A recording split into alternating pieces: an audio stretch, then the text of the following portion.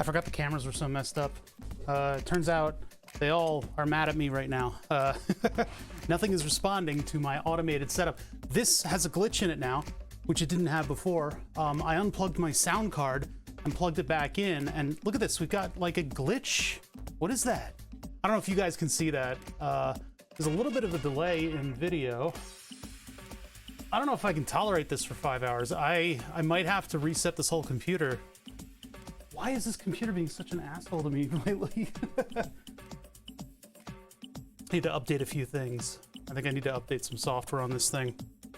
For instance, OBS, I probably should maybe get the new version by now, and then I need to update Node-RED so that all my automation stuff still works. Having a lot of trouble with that today, particularly, and those glitches in the camera feed are really concerning to me. That wire, it's not going too far. It's not like I'm static electricitying it, which this is a shared ground with that. It's not like that's the problem. Maybe it is. It's been very dry and very cold here lately, so we're in like the emergency time for static electricity, and my old humidifier gone. Ordered a new one. There's a cheap misting humidifier that I'm just gonna run, and hopefully it doesn't give me like botulism or whatever the hell. Stuff kind of festers in those humidifiers. You gotta be careful of them. Stuff festers in general around here, to be honest. I don't know if I need gaffers. Just put it there for now. I need to do another round of cleanup. I've been kind of getting there, but this glitch is really bothering me. This camera feed glitch. How's the microscope doing? Use a calibration. Let me run that real quick. Let's see if that actually works. Oh, it does actually work. See, if you mess up the USB on the machine, things get kind of hinky. It doesn't appreciate it very much. There start to be like compounding errors and things. And I've moved the computer upstairs and the back downstairs. Oh god, that glitch is so prominent. Moved the computer upstairs and back downstairs, plugged everything back in, and then left it running since the last stream, obviously not recording anything. Come back in. Is this Minnie the Moocher? This might be Minnie the Moocher. Come back in, and the Focusrite isn't outputting. It's showing audio and everything, and audio's being routed into it, but it's not outputting to the speakers, which I have to be able to hear the music. So I can make comments like,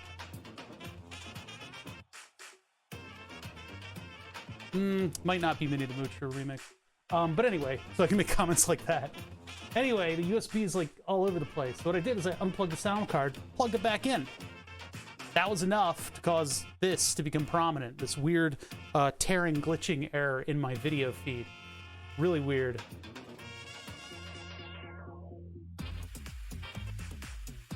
Part of it is that these are being turned off. Wait a minute. Deactivate when not showing. Yeah, what the hell is this? Hold on a minute. Did they change around my settings about deactivating the different scenes when they're not showing? What about this one? This one's always active. Burn the subs. That one's always active. I don't know why the microscope was inactive when not showing. It's like it changed the settings on me. All right, there we go. So now I can quickly, that's the thing, if you have it activate the camera, there's a big blank screen there for a second, and that's when you can have like a stinger transition if you need it. I don't need that. This computer's only streaming. It's not playing a game at the same time. So you can have 4 active cameras on it. 5 if you count the thermals. 6 if you count the gaming PC, which, hold on, let me make sure that Elgato should be always active anyway, because that scene's hard to get into. God, I've got this absolutely gnarly scar on my arm. I slipped and fell. And that was like a couple days ago. It's getting to the point where I think I'm going to be done with the scab soon, maybe, but I'm still disinfecting the living hell out of it. Hashtag just diabetic things. Disinfecting like it was your job, because it is. I think I should put some Loctite on this thing. I'm going to put some Loctite on this camera. I'm going to do it. I'm going to do it. You can't even stop me, chat. I've tried every way to tighten this thing. Actually, wait. But as soon as I fix the, mill, well, it's going to be a while until I fix the mill. We need to do a full mill rundown I need to basically tear it apart and put it back together again. And we need to fix that one slide, the X-axis slide, because without the X-axis slide, I can't do the modifications to the spring arm camera that I want to, aka putting it inside of a case, inside of an aluminum case that'll keep it nice and safe. Where's my Loctite? There it is. Mine's out of the glue drawer. How's everybody doing? I've been spending a little bit too much time on Reddit time, because I've been babysitting the dog. And as such, there's an ad that I hate because it's on my phone and I haven't run a Pi-hole yet. I know they're easy to do. I know it takes like a minute to run a Pi-hole. You just have to have a Raspberry Pi free, which I also kind of don't. I could turn my multi-purpose Raspberry Pi into a Pi-hole as well, but I don't really want it to be responsible for internet traffic. It's already having enough trouble running Node-RED around here, which I need to update. All right, that should stay permanently screwed in, hopefully. There's a lot of wrenching to the side on this thing because I adjust it without fully loosening the ball mount. It really shouldn't be a ball mount. It should be some form of fluid mount. Why does this look like it's falling and breaking? Oh, because it's folded over onto the rubber. Okay, there's always something. Always. This is the problem with DIY, chat. This is the problem with DIY, is that you're always fixing something. Always. There's always something that's got to be updated. Always something that's got to be fixed and tweaked. Personally, I love it. It keeps me going. Makes me get out of bed in the morning. But you got to know that that's your fate. That's why people spend a lot of money on stuff. You want to save money? It's going to take a little bit of effort. There we go. Now we're not going to drift to one side or the other. Oh, this thing is leaning because the pad is uneven. Hold on. The pad under this has to be even, or else this thing leans to the side, and then the whole camera moves. Just unplug the whole thing. Here, hold on. You sit here. You sit there. And just go over. Okay, all right. Okay, you do that. And then, okay, you do that. Okay, cool. Boom, boom, boom, boom. And, well, we're doing more Lee Majors. Lee Mages. The Lee Mages up in here. All right, that should sit evenly. It's all the adhesive on the pad is gone. It just needs to evenly hit this so that it clips flat and my camera doesn't tend to drift.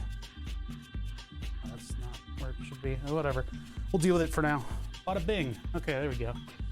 And it's still leaning. It's leaning towards me. I don't like that. I don't know if there's much I can do about it. All right. So yeah, the ad that I got.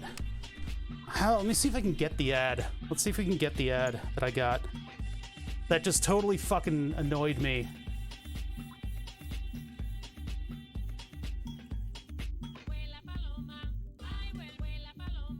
Oh, Jesus Christ. What's my glucose level doing? Ugh. Ugh. That's not good. Those little cups, those little sauce cups that they do with the like the summer rolls. Yeah, those are a little expensive carbohydrate wise, it seems. All right, so what we're doing is looking right here. We're looking at this second one, right? We're looking at that second one right there. And we're waiting for the one that has to do with a pupper.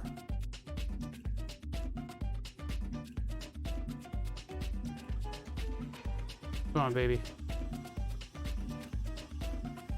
Vegetarian vampires?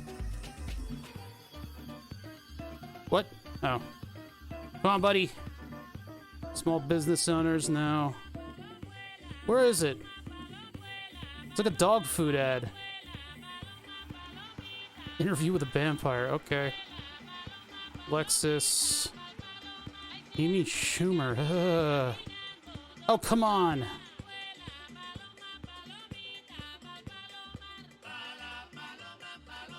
No.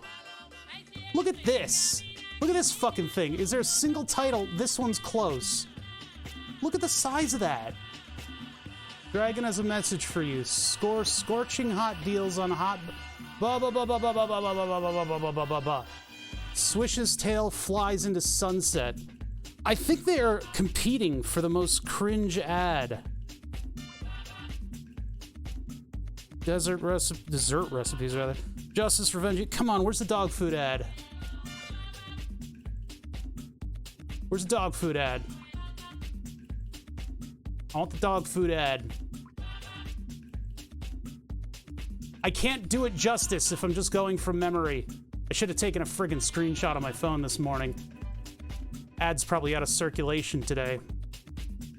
No, I'm not listening, whoever the fuck you are. No. Wild Child. Drama, no. Fucking TV ads. Who advertising TV shows on Reddit? Are you kidding me? Talk about tone deaf. It's actually getting cold in here. Now that's how you make a reload. Lyme disease. Prime game. Come on, where's my... I think it's out of circulation. I might get it like page 2. 5 boneless wings, my god. No, I'm not finding it. Oh, that was close. Scrubs ads, all right. Come on, show me it. Something pupper. It's like, teach this pupper. It's a dog food ad, and it makes absolutely no fucking sense. Nope.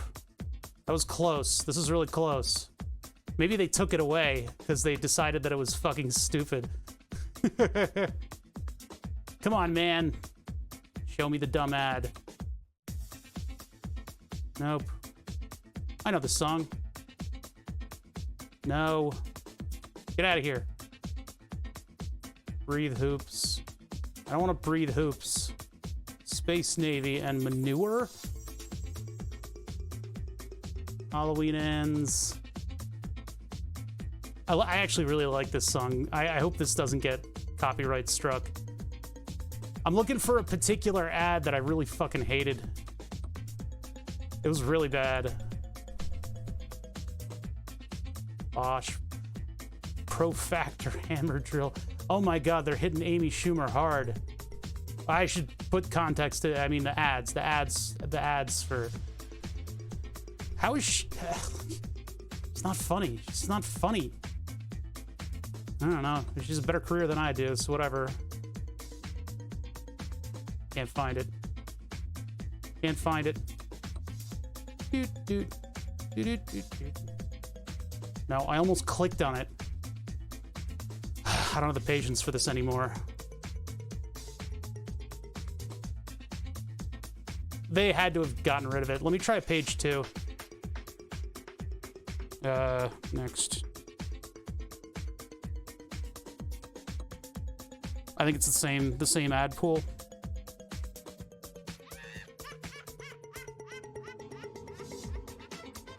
Different gel. Boneless wings. Different gel.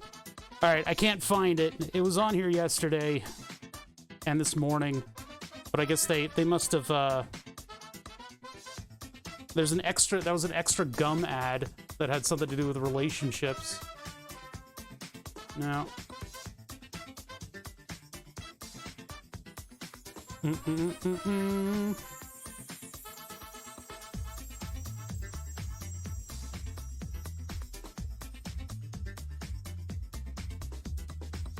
Yeah, they had to have pulled it by now.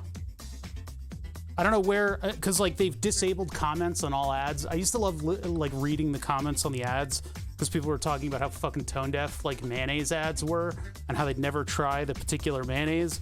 But this one was hilarious. Not really hilarious, it was actually weird and disturbing because what they had was something about like having to teach your pupper what NSFW meant. And I'm like, what the fuck? Yeah, it's gone. It's gone. I'm never gonna get it. I'm gonna get it right now. Damn it. Okay, it's gone. Oh, because the mayo was disgusting. It's because it's disgusting mayo. Maybe not so much tone deaf as just brand deaf. And advertising it on like Reddit of all places. Why would you do that? Why? It was so stupid. But anyway, the one that I was trying to find had something about like having to teach your puppers what NSFW meant, and I'm like, that's not. I don't. Do you guys? Did you read that? Did you read that at all? Like, who did that? Who made that ad? It was pretty bad.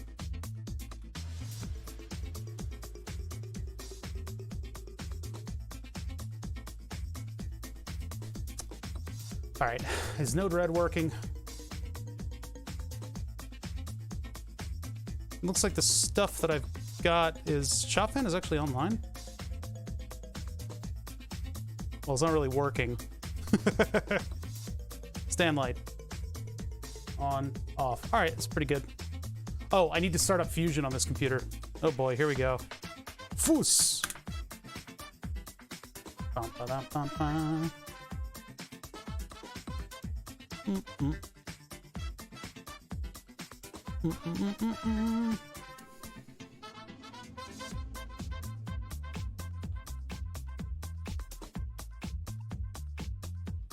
I gotta log in.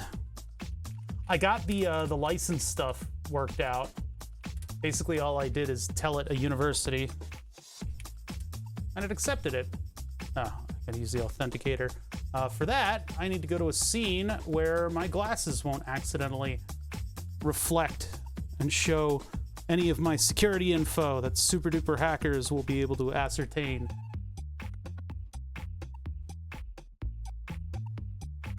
Wait for that to change. There it is.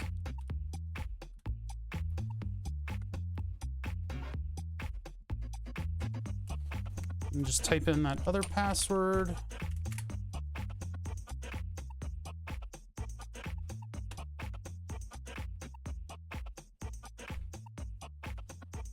Fusion 360. The future.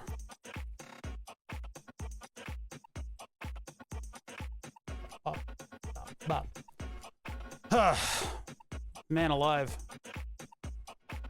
It's been a couple days. Well, it's been one day. I'm waiting on that humidifier, though. Every time I get out of my chair, there's popping coming from the speakers. I'm not too confident about that. This area gets very dry during the winter, and so getting in and out of my fabric chair, partially fabric chair, it's like a Van de Graaff generator. It's pretty bad. So I end up having next to my desk, or rather on my desk, I have a carbon fiber rod. And carbon fiber conducts electricity because it's carbon. So the rod I use in order to dissipate the inevitable giant static shock that I get.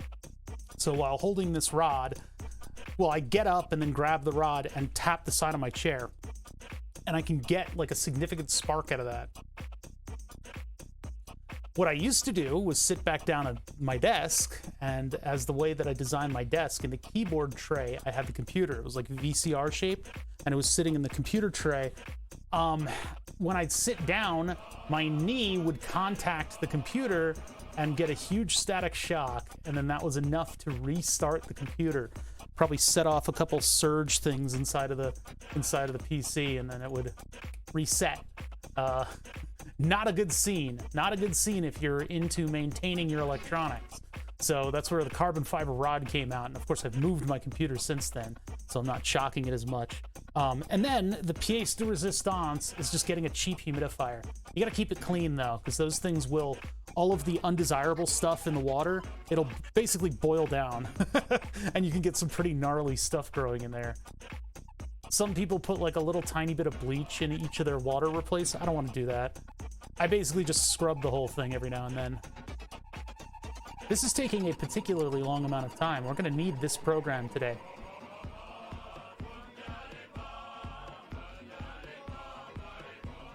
What is this song? It's like World War II music.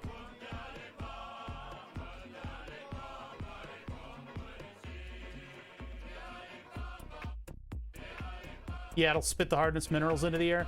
I just need it to actually produce a little bit of moisture in the air to keep me from being like a static sensation, you know?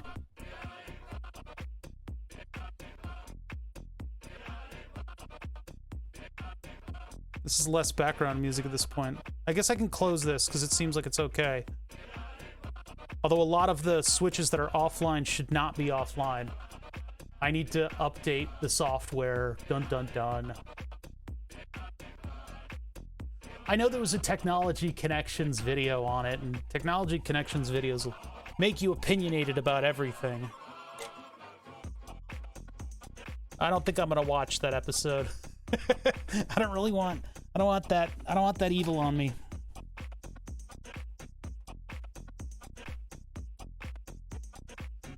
Oh boy, I need to clean up, like, before Saturday. I need to do, like, a little bit of cleanup around here because I want to free up all this crap in the corner. It's become kind of a dumping space for all of the disorganization in the shop, and I need to open up that a little bit and start moving stuff into the bins where it belongs.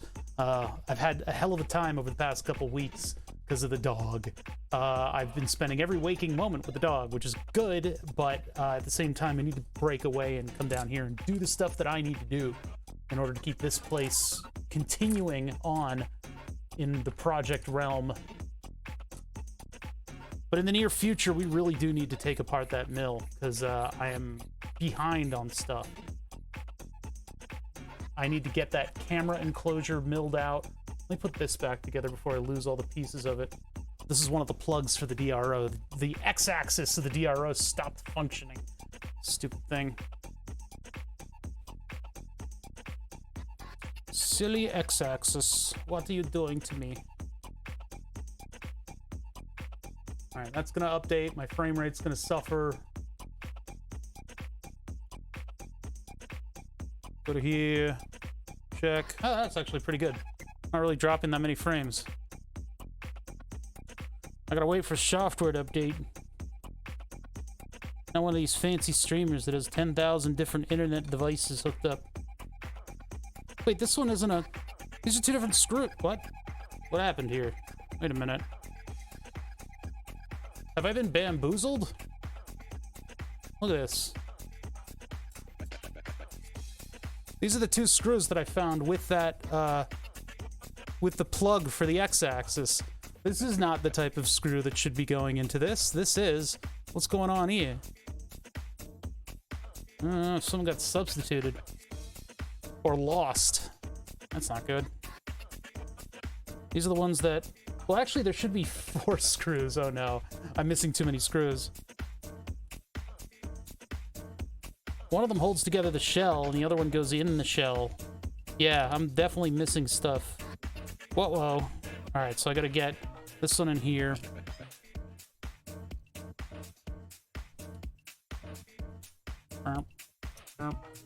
I've done a decent job keeping it together, but I guess, this has been taken apart for months now. Let's see if I can find the other screws on the mill. Wherever they might have wandered to. That's where this thing was for a while.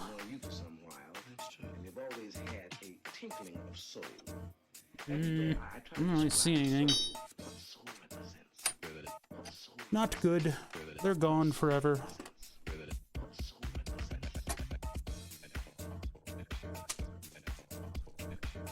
Yeah, I don't see them. That's not good. Now they're stuck to something magnetic over here. That's usually the case with this sort of thing.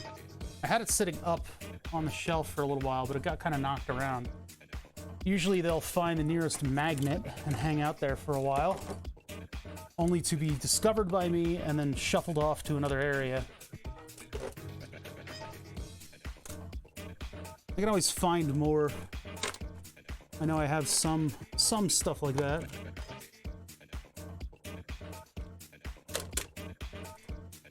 Yeah, I'm gonna have to like clean up this top shelf. I kind of need equipment to live here. Last Miles, hey, Last Miles, how you doing? Last Miles was in here the other day, gifting subs. You guys should check out Last Miles. I kind of circled back and checked them out, and some cool stuff over there. Right now, we are starting up. We're still starting up. I'm updating Fusion 360. 97%. Come on, man.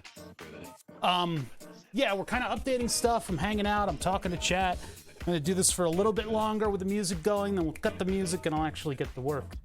Working on something called Burn the Subs, which is my subscriber-powered laser etching table. This is like a 1990s music video with all the little lag, all the dropped frames that are going on because of the download. Because of the download and the install that is going on right now. But Burn the Subs is this giant slab of wood on my wall with an XY table on top of it. Full day of mistakes. 16 terabyte discs. Holy crap. Yes, XI. I don't know any of those words. The sub expired. You gifted like 1 billion subs. You'll always be a sub in my heart. Thank you guys for the follows. So this is a giant slab of live edge board, what I have actually bolted to my wall. Right now, we're working on the control panel for it.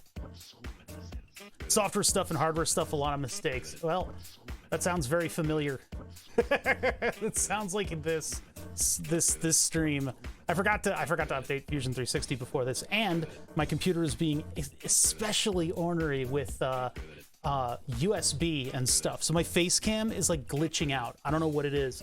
It's not glitching out, but there's a periodic like tear. I don't know if you guys saw that just happen. There was one single frame. It looked like one frame of porno just on my stream. I'm gonna get banned for it. Ridiculous. Hey, it's a Last Mile sub. You saw that? Ugh, what the hell is that? It's the Logitech. They should all be in MJPEG. I gotta check on that. There, that solves that. Thank you for the 4 months, Last Miles. And yeah, like I said, I had absolutely no idea the Last Miles has its own stream. You guys should go check it out. It's the least I owe for people rating and gifting subs and stuff. I really appreciate that, and it helps kind of keep that whole discoverability going that Twitch lacks. But yeah, anyway, that's Burn the Subs. I need to check on my cameras real quick. Let me just roll through some of these and make sure everybody's on MJPEG. Properties. See, I use Logitech webcams, and they are ornery. They're ornery. How do I burn on that? You invent one of your own at this point. I've got to finish building this thing. They're all MJPEG. Now let's check the microscope. This is I don't know where the other screws for this stupid X-axis plug went, but they're somewhere. But yeah, I gotta finish this. Yeah, that's what we're working on. The MJPEG? What are you? Color rates? Oh. Video format, any. No, you're MJPEG. Welcome to MJPEG, where we have enough bandwidth. Video format, any. MJPEG. There we go. Okay, that might help. That might help with some of the camera issues that I was having. Logitech webcams would send like a raw feed, and it would take up all of your USB bandwidth, and so the USB addresses need to be significantly separated on older machines. Windows 10 solved some of that with some slightly better drivers for USB cameras. Logitech, of course, just fucks off and doesn't give a crap about any of it. They're just like, oh, whatever, it's camera. You don't care.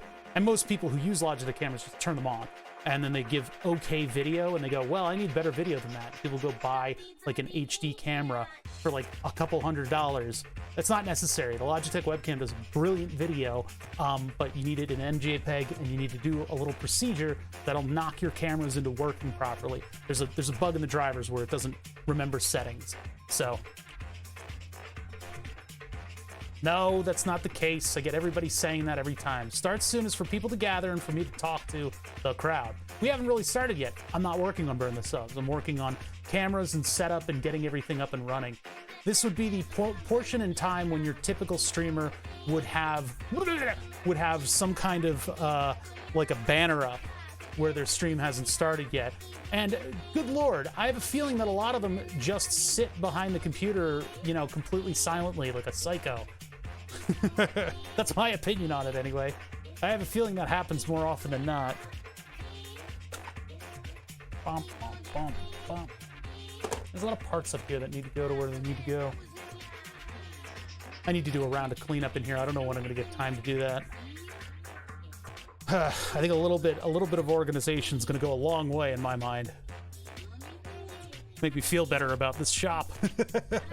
But I mean, I think the big one is that tomorrow I'm going to try to clean up this corner a little bit. The corner that I'm sitting in right now, because there's a lot of stacked stuff. And if we're going to do a Saturday stream, which I want to do my summer car because it's my happy place. And I also want to put the game to bed.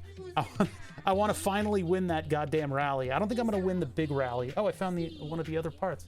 I'm one screw away from finding all the parts to that plug.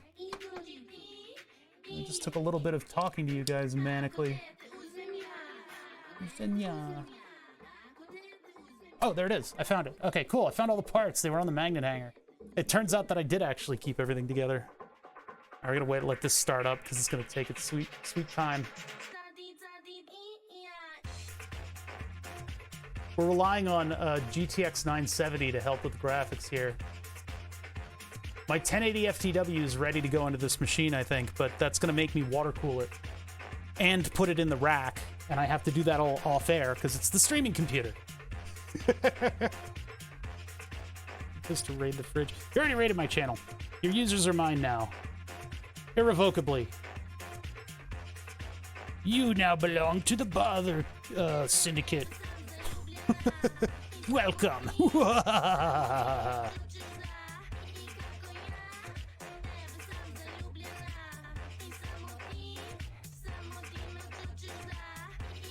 We'll start in a minute here. Fret not, people who want to watch calm, quiet, not booming music.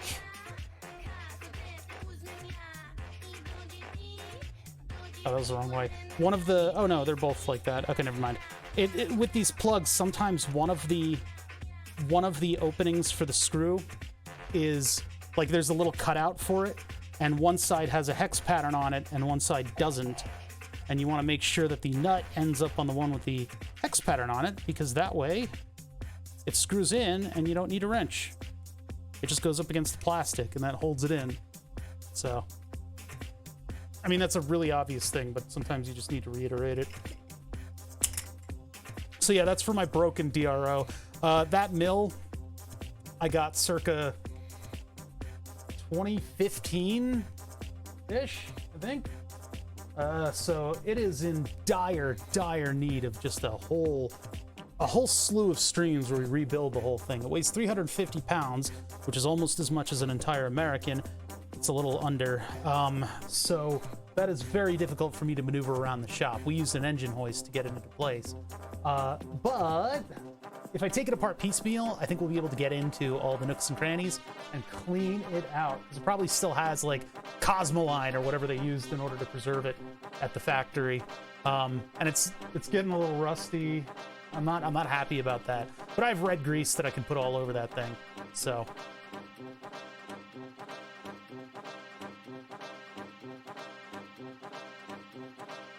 God, I taste nothing but garlic right now.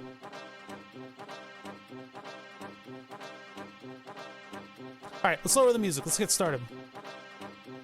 Hello, production team? Where's my production team? Can I get the production team on this one, please? Hello? There's nobody in the booth. There's nobody in the booth. All right. Hi. Hello. Well, that's my stream thing. Anyway, no. Yeah, so welcome. Welcome. What are we doing? What is this? What is this place that I am? Who is this? Why do I taste blood in my mouth? Hold on, I'm getting rid of that. Okay. Yeah, welcome to my shop. This is where I mop. Actually, all the tiles are falling off of the walls. I'm not going to show you guys the walls right now. It was really humid here like a month ago, and a bunch of my tiles just decided to warp and then fall. So these little, I used foam core to put up these things, which is apparently a mistake. It's just the material I was able to find. Oh well. Foam core was a mistake. It's the paper on it expands and contracts. I think if I used like corrugated plastic, that might have worked better. I made them as tiles so that they would be able to be taken down. We should redesign the way that those go up, though. I should get some wood strips to put as something to like set off the thing. They're supposed to be for acoustics, and while they do a little bit for acoustics, the foam is not nearly deep enough to capture reverberative bass. You need deeper deeper cones on the zigzags. These are mostly just decorative. This is just to make sure that it's not like light mode behind me. But they do help a little bit. And actually the best acoustics you'll find is a bookshelf. Bookshelves are really good at capturing all kinds of those reverberations. And if I was really serious about acoustics, by the way, I would have mostly just concentrated on the corners, because that's really where it's where the sound sort of does the retro reflector thing. Mahalo, thank you for the resub. I feel like you just resubbed. 38 months. I really appreciate that. Thank you very much, my friend. So what, anyway, aside from my slowly rotting shop, what we're working on is a project that I've had on stream for many years. The board filled up, and so we stopped with the board for a little bit. I needed a break. We have been sort of musing around with different updates in the technology that will bring us the board. But the board in itself is a very simple idea. It is basically the answer to a question of, how can I thank people for subbing to this stream? The people who you've seen sub so far, goodness of their hearts, they're actually good people, which is not really all that productive when it comes to Twitch. You can't just rely on people to be nice. So what I did is gave a slight incentive for people to subscribe to the channel, and that's taken many forms over the years with all the different Twitch streamers. In fact, people have won significant prize payouts for projects that were a lot less inspired than this one. I'm not jealous, you're jealous. I didn't bring it up out of nowhere, you brought it up out of nowhere. Anyway, hey Standard Robot. So anyway, in the course of the stream, the idea was, how can I have a subscriber's board? And I thought, well, board, well, what do I have like sitting around in the shop? That's usually where these go, right? It's like, what can I use up? Well, I had motion parts and stepper motors from a friend's vinyl cutter. I had a control board for it because I was going to try electro discharge machining, and I never got around to that. And then I had a laser pointer from like festivals and stuff that had a really powerful blue laser in it. And so I was like, well, what can I do with this? I could put a big board on the wall and burn the names into a board. Okay, that's it. That's all it was. That was the whole project. And so piecemeal, we came up with module after module that would get us to that goal. And so the modules took the form of, well, can a laser burn a piece of wood? Turns out you focus it on a single point, and if it's a 2-watt blue laser, because you're a psycho and you put a really powerful blue laser pointer together, it can burn a really nice line quite effectively and relatively quickly. In fact, the speed at which the blue laser burns is a decent pace to watch. It's actually fun to, you can sit there and it's fun to watch it. It doesn't, well, I could make it rasterize and just go line by line by line by line and print the name out that way.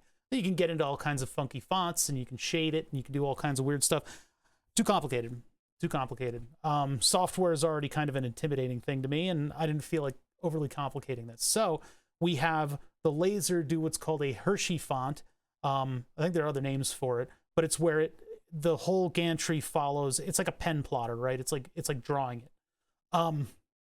With that, we needed to make a couple modules for getting onto the Twitch API, processing a username, making sure that it's not a glitched resub, making sure that it gets a unique position on the board that doesn't interfere with another name, and then making sure that it has properly scaled and sized G-code for the font that you want to use.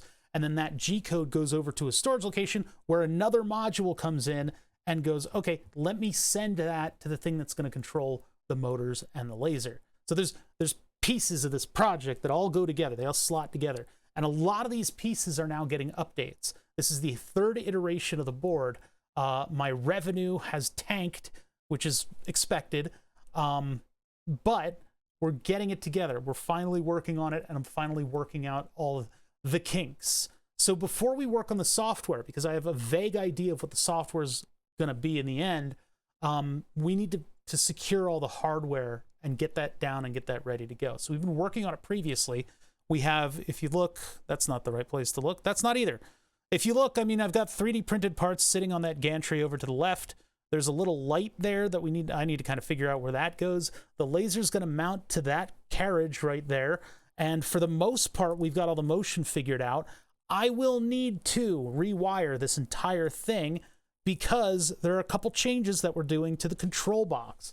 The control box, which is a bunch of crap that I found lying around, is going to feature an SKR, what is this thing called? BTT SKR Mini E3 version 2. There's like 5 titles to this thing. It's like royalty. This thing is a 3D printer controller board. Now, previously, Burn the Subs worked off of a completely no-name, can't even find a schematic for it. What is this? This is a laser etcher board that is so out of date. It's ridiculous. I mean, at least the Arduino was isolated on this thing and has a bunch of opto isolators, which I'll have to actually recover from this board. I want to keep those. We've done a ton of updates to it, and I actually was water cooling it, but this is specifically for a laser etcher.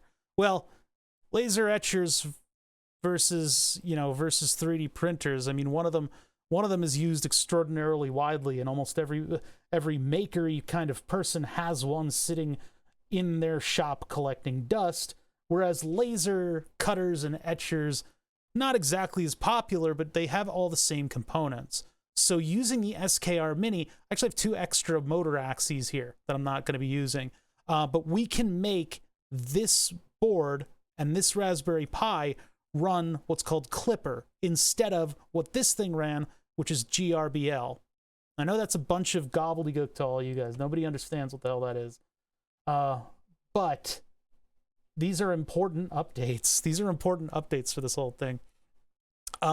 This will be more advanced and have better and easier to access settings. We will still run all of the Python code that will do the Twitch stuff. So we'll have a module running on the Raspberry Pi that's going to sign on to the Twitch API and then get the names of subscribers and then put them into a database and then send them to whatever entity Clipper is running off of. And then Clipper, once we categorize our machine properly and everything, can do dual stepping, and it doesn't need limit switches, etc., etc., etc. It'd be better if I could use servos, and then I wouldn't need limit switches, but whatever. We're not ready for servos yet. I have all the stuff for servos. I bought it. It's sitting in the shop. But we are going to use a 3D printer board, and we are going to make it run all of our stuff. Now, in our testing of this board under the old new drivers, I ran the big stepper motor that runs both of the x-axes of this giant machine. I ran them on one of the little chips, and we ran it against a simulated load, and it overheated. It betrayed me. It overheated and dropped steps, and that scared the shit out of me. So what we did is we water-cooled the motor drivers. We water-cooled these motor drivers, and as a just in case. So we're keeping that because it's funny. This is going to be a water-cooled Raspberry Pi, and then I suppose I need to figure out a way to water-cool this part here. That might just take the form of thermal tape and one of these water blocks sitting underneath everybody. Because actually, it's more efficient to cool these from underneath, because that's where it's dumping all the heat. It dumps all the heat out to its grounds. Just cooling the epoxy package. The epoxy package is an insulator. It's not really going to do much to cool your silicon. So we might have things in the back here.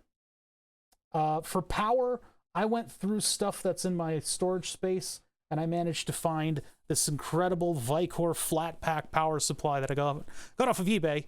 But it's actually a very nice, very efficient 24-volt power supply. This will be out in the open air. We'll have the AC hookup. I don't know if I'm going to work an emergency stop underneath it. But what we've done is last stream we discovered that I need to make an adapter in order to put this down onto the rails. I need to check the dimensions of this adapter, and we need to work on it in Fusion 360, which is the 3D design program that I'm using to design all this stuff. And if you answer the questions right, you can get an educational copy of Fusion 360 to use for your own personal desires. Or you can actually do it legitimately and just use the free copy. You just have to archive stuff. So that's what I use here. Let's partially assemble this thing. One of the things that I do want to look at today is also, I don't know if I'll find them, but I have these latches. I have these latches that we can use here. I'm not too confident about the magnets holding this thing up, because the magnets just will drop this piece of glass. So I'm thinking that maybe I will want to attach latches to the 4 corners of this, and then I can extend the butt plate of this a little bit until I can put the other side of the latch there, so that I can put this down and then link it and latch it in so it won't go anywhere. I think that's what I want to do. I don't want to use screws or anything because those are annoying. So yeah, let's put this thing together a little bit.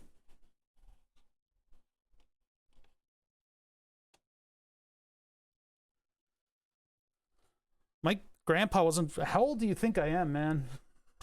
I don't really want you to answer that question, though.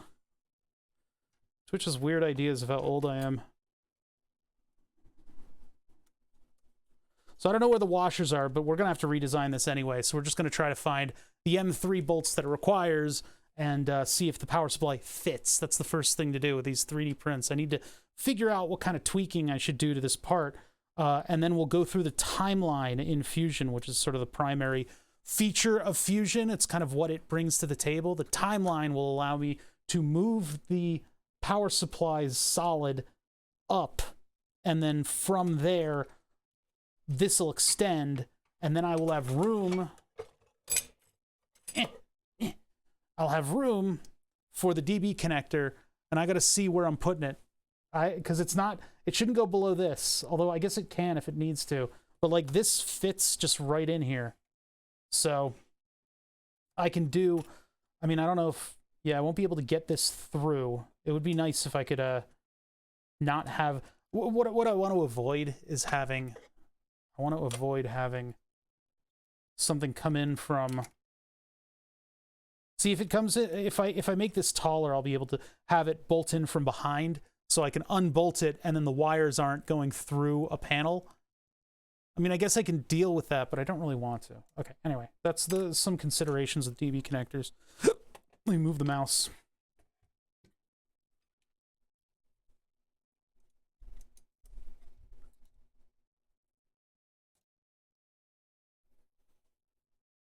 All right, I'm not going to have the pseudo Maymays show today, right? One thing that I'm wondering about is whether or not I want to have power on a full power connector, like a full computer-style power connector. I'm not putting washers on this right now because this isn't the permanent thing.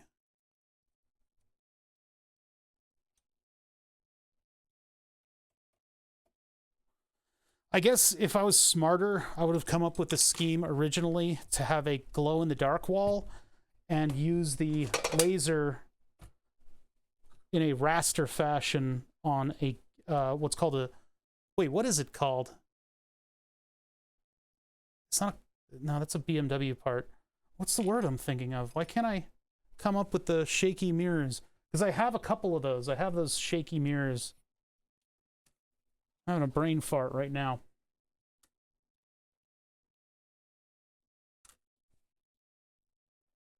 Having a brain fart. Don't know what that's called. The mirrors that shake back and forth. The Galvo motor. It's a Galvo motor. I have a couple Galvo motors, and I never had the means by which to control them because back in the day, we didn't have Arduinos and stuff. Nowadays, I got an Arduino, and I have a couple, well, maybe one. I don't know where the others went. I have a couple H-bridge motor controllers that I might be able to set up with that Galvo, or just transistors to set up with a Galvo and have it wiggle mirrors back and forth. So I could technically paint a wall in glow-in-the-dark paint and then have the Galvos move a blue laser across it, and then that would activate the glow-in-the-dark stuff for a little bit, and it would look really, really cool. Because I've seen that before at clubs and stuff. I've seen these kids, I guess I was a kid at the time too, with a blue laser pointer drawing stuff on a big glow-in-the-dark wall. And then, in addition to the fact that it would be, I mean, we'd lose the joke. We'd lose the joke of the permanence of the etched names, right? We'd lose that facet of Burn the Subs. But at the same time, it would be temporary enough that I wouldn't get flack, like I always fucking do, for not, for wiping the board. This is not quite, I need a little longer than this. Just slightly. I don't even know if I have that. Great, just great. This is like the max length. So what I really need are these 4, and then I need washers. These are like 6. Well, actually, no, I only need 2. I need 2 that are slightly longer than this. Also, are my holes too big? Oh yeah, that one like stretched. Well, if I can get a slightly longer than this, I'll be in good shape. The problem is I don't think I have that. In the M3 flavor, that is. Yeah, because these don't get longer. Let me check some of the other kits. Yeah, it would take grabbing my galvo motors out of the... I know where they are. The galvo motors are just like over there. But I would also have to get them running, which I don't know how to do. I have no idea. I don't know how to do that. I don't know how to run a galvo motor program for one. It can't be that hard, right? And somebody's already done it, you know. You know somebody's already done it. Every project you ever come up with, somebody's already done it. These are M4s. These are like... I mean, these will fit, but they're too big. The M4s that I have. These are from like the shifter project. Oh yeah. That's gonna like blow it up though. Yeah, it barely fits an M4. It's definitely like an M3 or an English size. Can I get your My Summer Car livery? I don't know. I don't know. What are you gonna do for me? I put a lot of work into that. If you want it, get me on Discord and I'll send it to you. I got the files on the other computer. It's very personal for me. I have to put like a watermark on it, and then the layer is going to be called watermark, and then you'll just be able to delete that. Yeah, there's like 2 threads of this that'll go through. There's an exclamation point Discord command that you may use. Look at this hit and run here. God. Getting fucking hit and run. Just fleeced. Hey, I'm never gonna watch your channel again. Give me your livery. Bye. Okay. I don't think I have an M3 that's even longer. Put a dick butt on the fender. Nobody will see that.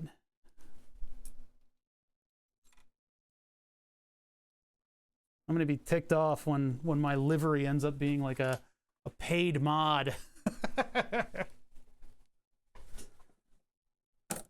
I'll do that. I'm gonna see if this grips at all. I don't think it will. Oh, that's really frustrating that this needs a bolt that's slightly longer than what I have. No, there's absolutely no way that's gonna grip. The only way I could get this to grip is if I used like a heated insert, and even still, it's barely even like 1 thread gets by. Damn it, what am I gonna do about that? I don't wanna buy a screw. That seems ridiculous to me. That's completely ridiculous. Why do I have string? Why is there a string that's marked 10M? Is that 10 meters of string? Why? Throw that out.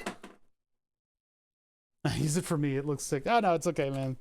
No. It's... I freely share it. I'm just giving you crap. I'll sell it as an NFT. No. Iconic Bear! Sub for 36 months. Hey, thank you. Iconic Bear. 36 of them mo's. I appreciate you. I do. I really do. I do. I'm totally not completely facetious and lying through my teeth. Totally, completely, and utterly... totally sincere. No, thank you for subbing. Seize the means of my own production? I don't know if that's what they intended originally. Yeah, M4 just, well, it's not cutting the mustard. M4 is like if I wanted to thread this, which probably would have been a better thing, even though I don't really want to, I don't want to modify my modular components, you know? So that's out. So unless I have an exceedingly lengthed M3 just kicking, I'm going to need to source screws. It's my least favorite thing to have to do. None of the stuff we usually do in here requires a screw of any particularly long length. But lately I've been running into a lot of replacements for like mechanical shafts and things like that that I just can't find a screw for. Cool, man. Don't do add as a friend, because I don't do that. Just PM me. And I'll just fire that file into the Discord window for you. I don't mind. Is that M3? No, it's an English size, and it fits perfectly. Goddamn English size things ruining my life. Why are you not metric? Why? Why do you do this to me? All right, how am I going to find an M3 bolt? See, part of what I'm doing right now is I need to evaluate whether or not all of my holes are in the right place, and that way I can plan. It looks, I mean, it feels like they are, but take it easy on the English. They're having a rough one. It's true. I need a longer M3 bolt. Where am I going to get something like that? I don't think there's much metric going on in here. Once we secure all of these little dramas, these little... Really? You couldn't have been M3, you had to be this tiny little... Once we secure all these little hardware dramas, this whole bin needs to go. There's not much merit to the only thing we can really rescue from here are the DB standoff screw-in pieces that I have. This is a useless bin. Oh, here's more of those English size screws. I mean, I guess I could use these for now, but they're like totally mismatched. And I'd rather it be hex. I like to continue to work in hex. Favorite hardware store in town I no longer live in had an insanely huge metric section. Yeah, some of them do. My local one doesn't. It's a very sort of American-y kind of hardware store, and so they just don't have metric. And the big box store nearby is it does have quite a bit of metric, but whenever I need stuff from them, it's not going to be the right size. Never throw bins away. Never know when anything is needed. Life is weird that way. Don't you encourage that. That's a sickness. That's a sickness, and that's what gets you to where I am. Inundated with miscellany. You don't want to encourage that. You want to temper that. You want to like work within that. I feel like at some point we need to do a machine learning project where this thing will sort out all of the different sizes of stuff. Ace Hardware for the win. I should take a look at Ace Hardware and see what they have. There is one that I can get to.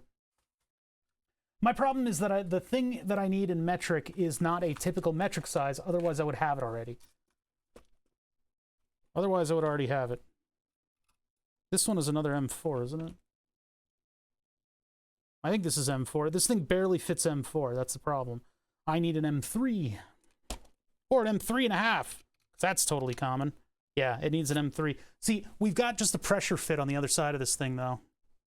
I get my wife to help me walk my garbage to the dumpster. All that stuff I might need someday. Yeah, you needed that one thing that one time, right? And so that justifies living on a pile of garbage. That's the problem. You just don't get into that mindset. It's too easy to fall into, and then you start talking about it to all of your hardware and builder buddies, and they all start nodding like idiots. Oh yeah, totally need that. Yep, yeah. Oh yeah, that one time, it's the bottom of the drawer, the bottom of the hardware drawer. There it was, that thing that I needed that one time. Everybody's nodding. The fucking cult. Don't get into the cult mentality. It's an easy pitfall. That's a wood screw. This is M3 of this particular length falls in between the purview of this bin versus all of the other smaller hardware bins that I have. It is just literally in that limbo between the sizes that I typically work in. M3, M5 and 6 are usually the ones that are harder to find in the normal lengths. But now that we're getting into a specialty length, it's like the little bits of threaded rod that I've held on to, things like whatever the hell this thing is, they're not suitable. And I'm not fucking click spring. I can't just make a bolt. Save all the things, but then never can find them. Well, I guess that's the other pitfall. Is I'm just about getting into the territory where I forget where stashes of stuff are, which is time to clean. That is time to clean. Things like these giant washers, like this is the lag bolts and big washers and big screws thing, right? Yeah, look, there's Twitch. Everybody wants everyone to exist within the extremes, and there's never any gray area in between. I'm telling you right now that the mentality to hold on to absolutely everything, no matter what, is a fucking sickness. That doesn't mean that I say hold on to literally nothing. I don't know why that's always confused on the internet, is when you say this extremist position is wrong and stupid, everybody thinks that you're on the exact opposite of the front. No. Like, communism is fucking terrible. I am not a fascist by any means. I have beliefs in social programs that are very beneficial. Just because somebody isn't a fucking, like, you know, it drives me absolutely fucking crazy with my friends because they expect me to defend completely opposite ideals when I say there is merit in something like healthcare. You know, that's what I'm talking about. So when I say holding on to absolutely every piece of hardware is a fucking sickness, look at me. and somehow you're supposed to live up to whatever you're fucking saying no matter what. Good God. So anyway, that's not what I'm saying here. I'm not saying don't hold on to anything, because I hold on to way too much. I'm saying I'm trying to get over my own personal relationship with spare parts. The only problem is when we get into a problem like this, where I'm faced with the need to order something. And if I'm going to be ordering it, why did I hold on to all of this bullshit? Why did I hold on to all this bullshit if I'm just going to end up ordering something in order to sort of gloss over this problem and make it all work out, make it all mean something? What's in here? There's a couple long ones in here. Libraries should let you rent M3 nuts. I mean, I'm not saying I don't think that. Yeah, it's an awkward fit. That's an awkward fit right there. This is burn the subs, you know? It gets the best stuff. It makes the best films. Ah, these are M4s. These are all M4s. You're barking up the wrong tree. Pretty extreme on extremists. Well, nobody else fucking is.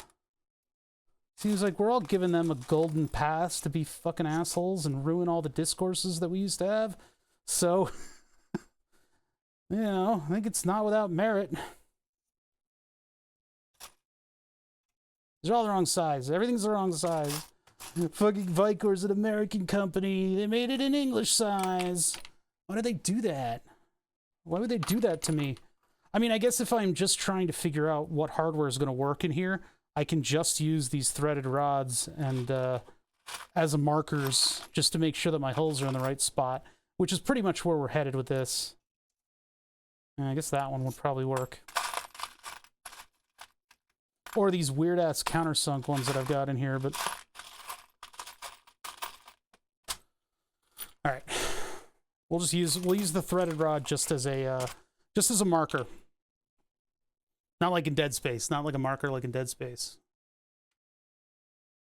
I have a drawer in my home with random screws that saved my life many times, but you also might be honest 90% even though they're again.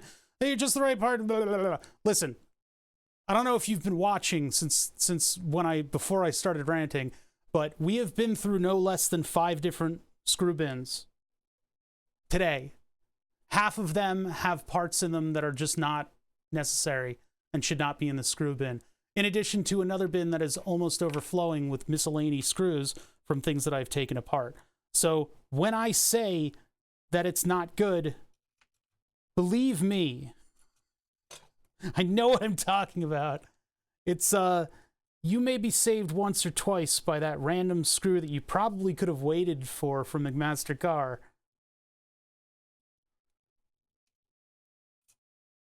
Or the one time that you throw something away, you're gonna immediately recognize when you needed that part. But know that that's psychological. Know that that's psychological, and that there's a name, and I forget the name, for that phenomenon where when you buy a particular make and model of car, you suddenly start seeing it on the road all the time. That's a thing. That's a thing that happens. And it's just like a mental bias. And so when you have that situation where the part, TM, that you thought you needed isn't there, you'll feel like you've betrayed yourself and that you should hold on to every piece of hardware. And let me tell you, that's not a good attitude. You'll become inundated with stuff. Why did I just buzz? Hold on. Okay, not much. That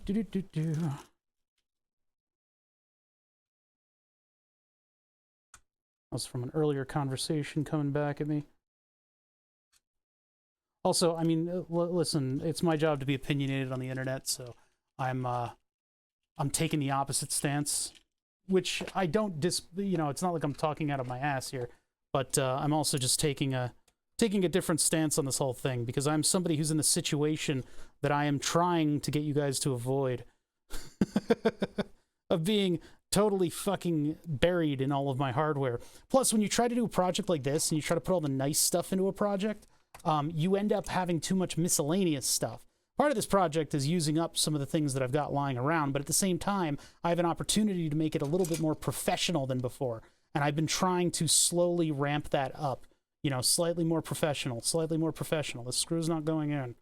Why do you not go into your... Okay, where's the misalignment? So having the screw bin, that one seems to need to move. It looks like the plastic is not doing it any favors. Yeah, I think that's a fault of the plastic, but also a fault of the 3D print kind of being pushed outward a little bit because of the exacting dimensions of the original. So what I could do, two things I can do. I can press pull on the inside to do a little bit of a fitment. I could rely on the plastic to bend, which is kind of what I'm doing right now. Or I could move the hole. Just a little bit. What up, Distant? What if you build a tiny city for all the screws and have them all live there, naming the screws? You can't use any of them, because what if you separate Phil and Sharon? They have 4 screw children. Oh my god, I can't do... Actually, that would be kind of fucking awesome if I did what Cluck J, the fellow who taught me all of the stuff. Cluck J taught me all this glucose-y stuff with the pump and the phone. And he's building a cyberpunk diorama. So I think it would be hilarious if I got rid of some of the tens of thousands of screws in here by making a little diorama.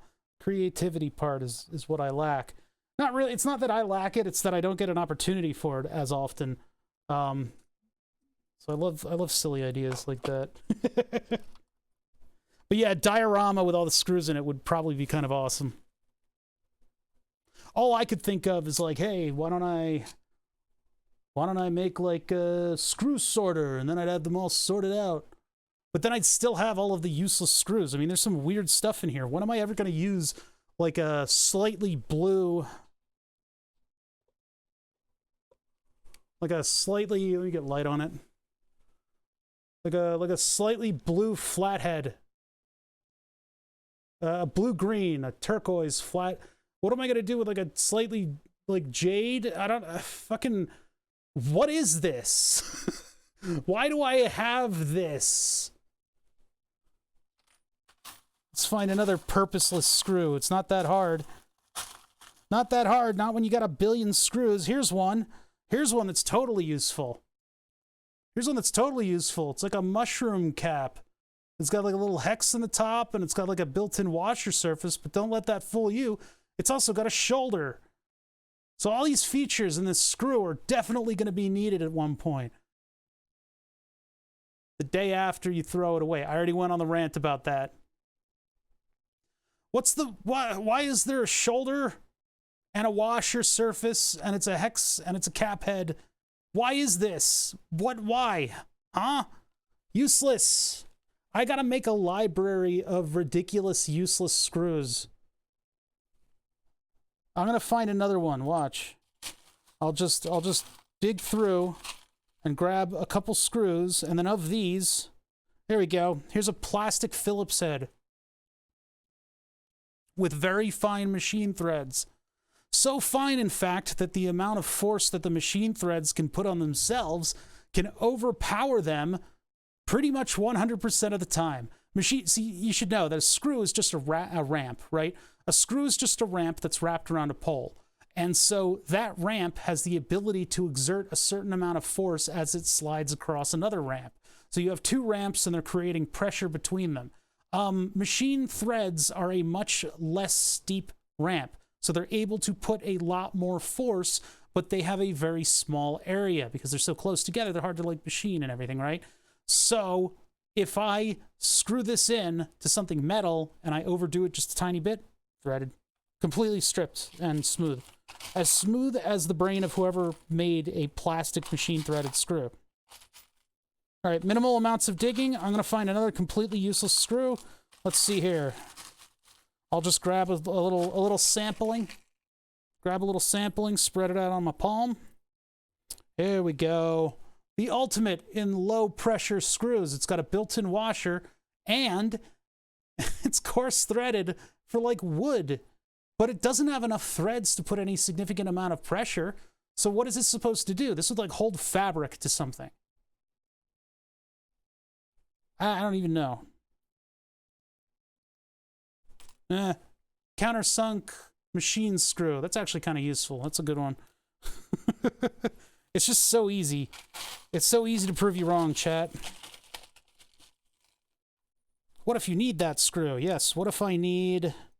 What if I need a Torx shoulder, giant shoulder, coarse threaded screw? What? Huh? What? What is this? Why would I need this? What would this... What purpose? It's got a little tiny shoulder on the top, and then that whole thing slots in, and then it's got this short little piece of machine. I don't... You understand yet? Or do I have to keep doing this? I have no shortage of weird screws. These are actually kind of useful. These are for fans. These hold fans into sheet metal. I don't use them as much as I used to. Every single one of these is a frickin' story, isn't it? That's the beautiful part about this whole exercise that we're doing suddenly. Also, this is kind of fun. This is kind of fun, to be honest. All right, another sampling. Another sampling from the bottom of the bin. These are actually mostly logical. I may be running out of weird screws. Well, this one is a Torx machine screw. I don't even know why I held on to it. Why? What would it do with that? I guess replace a Torx machine screw in a very, very specific spot. I don't know where that would be, though. Man, I'm like sweating. It's like getting hot in here. Maybe it's all this screwing. I'm so sorry. I'm so sorry. Oh, here's a great one. Why did I hold on to this? It is like it's like a plug. It's got a coarse thread and it's flathead. Might be out of a still saw. It's possible. I don't know what this what the plug would do, but the one out of the saw. I don't know. I've lost track over the years. Oh, here we go. Security Torx, coarse thread, wood screw with 3 dots on the underside, probably to keep it in place. Am I going to be putting together a bathroom stall that I don't want those punks to take apart? Maybe, but like, why do I have this? Why did I keep it? Heed my warning. Do not hold on to every piece of hardware. please. The wonderful thing about security torques, by the way, what they do is they put a little nublin in the middle there, just this little nublin to keep you from undoing what. I don't know who you're talking to, Trump foreskin, but you can't prove a goddamn thing in a court of law. Yeah, but there's a little nublin right there, and that's supposed to keep you from getting your torque spit on there. Flathead solves the problem. The right size flathead will just go between the spans of the torque spit, and you can get enough torque to undo it.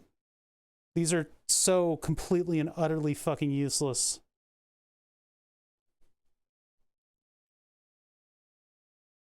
This is exactly what I'm fucking talking about.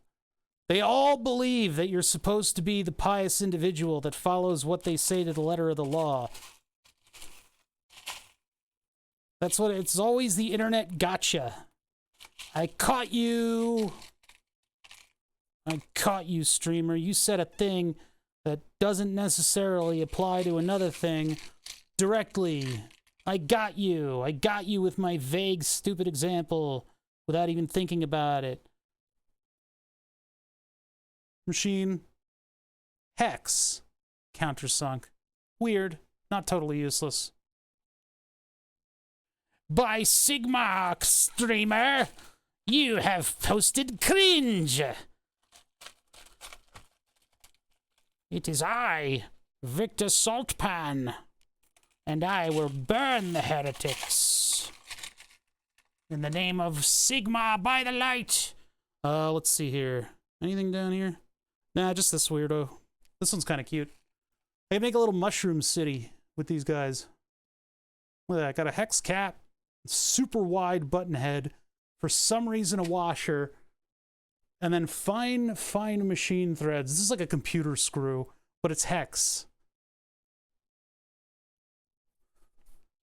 Well, no, because it's not really obscure. I mean, every single screwdriver set has security torques. I've got a whole row of security torques right here. Like, they're super easy to find nowadays. It's not really through obscurity, though. You don't even need that. My favorite thing to do is just to get a flathead.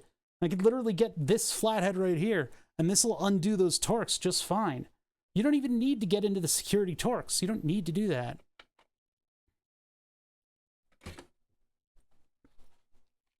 So anyway, I'm just checking to see that all my holes are in the right spot, and they are not.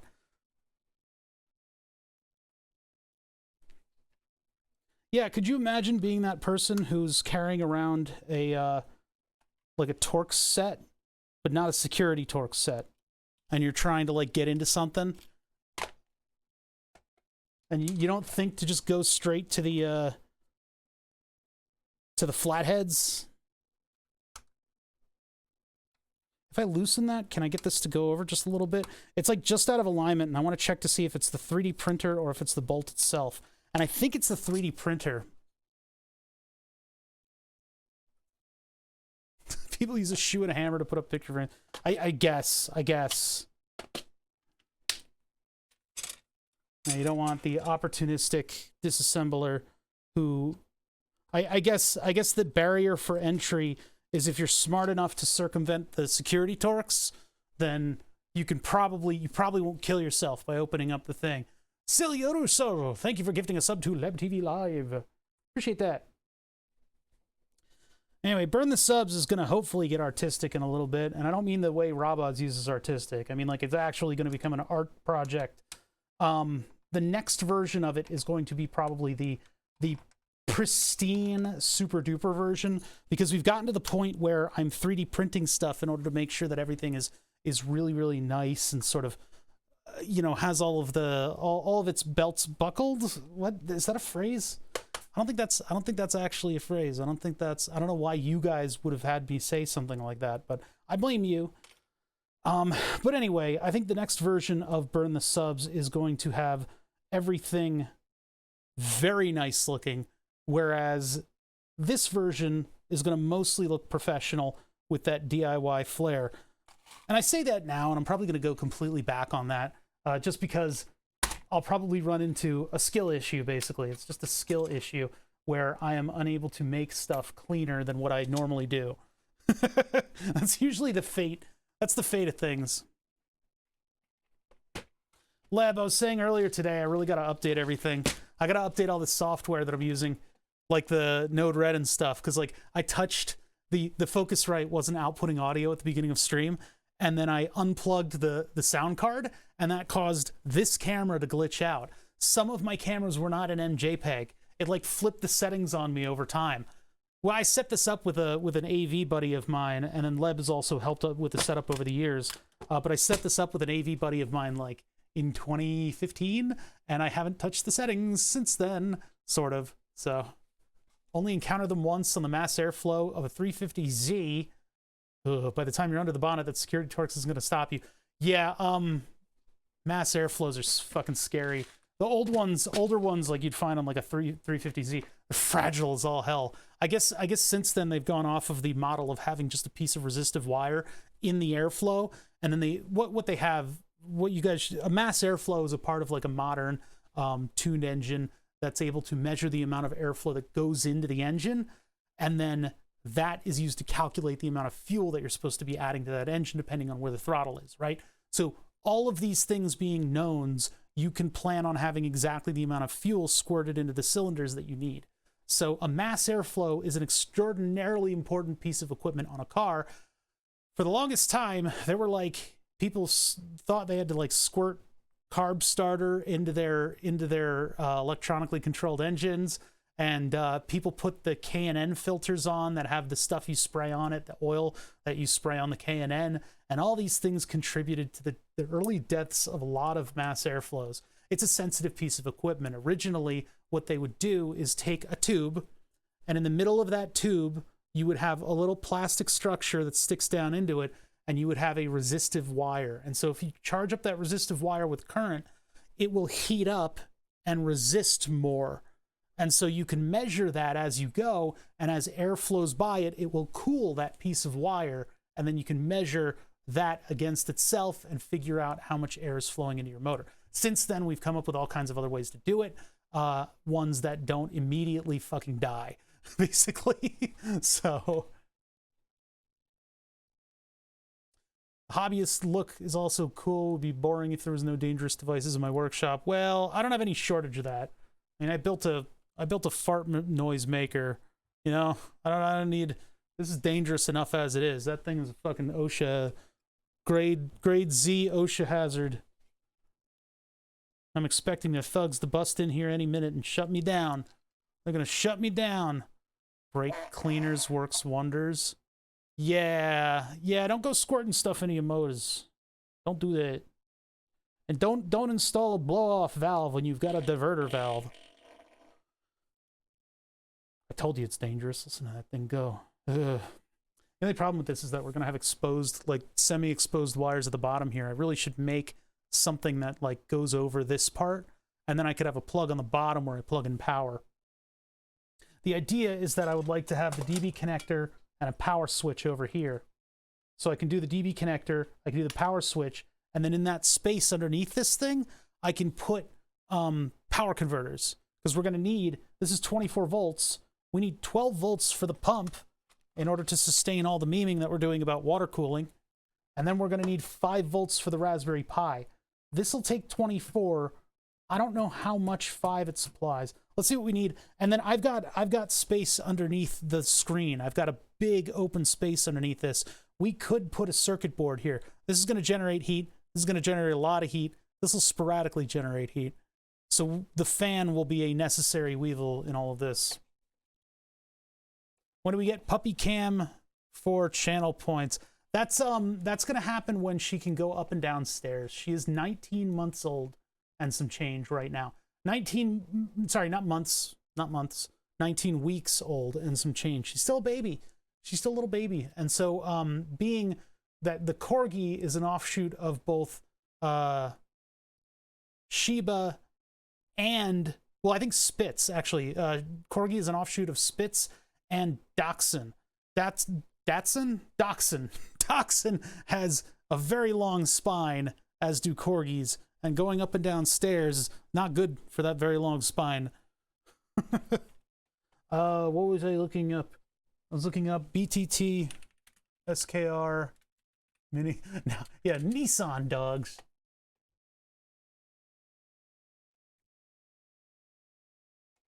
It's such a cute pup. It is really such a cute pup. She just needs to have her own camera, yeah. But we will be able to do like puppy cam at that point when she can come down here and hang out with me while I stream, which won't often happen. I think she'll want to be upstairs with the people, but she does sleep around this time of day, so it'd be nice if she would want to come down here and sleep. I just don't know. I don't know if that's going to be what happens. I hope it will. 12, 24 volts. Logic voltage is 3. Let's look up the pinout. Pinout. I want to know how much 3 and 5 volts it creates. We may just do a dedicated 5 volts for the Raspberry Pi.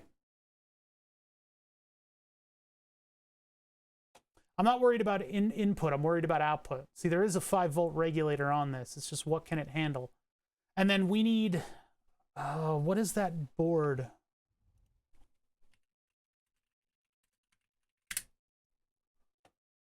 Let me find the laser diode driver board. It's a pretty common board. Resembles that. Oh wait, TTL. If it's TTL, that means it's 5-volt logic, but it probably also supports 3. Yeah, this is the one. It's like the first thing you find, right?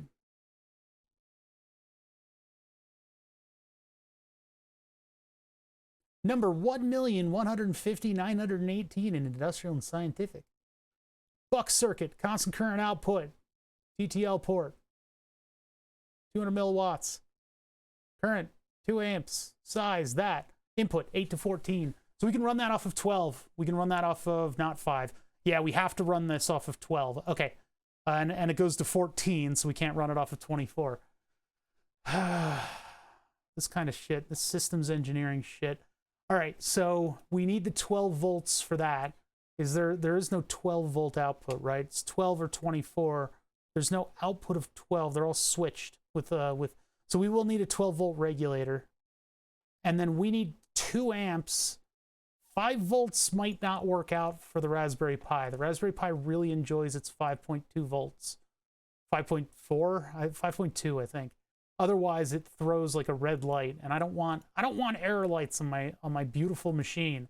So I guess we'll need our own 5-volt regulator, and that'll have to be an adjustable regulator so I can tweak it up just a little bit. So I don't think we'll be able to use the 5-volt output. Let me just double back and check what that 5-volt output can handle. I don't think all the specs are going to be here.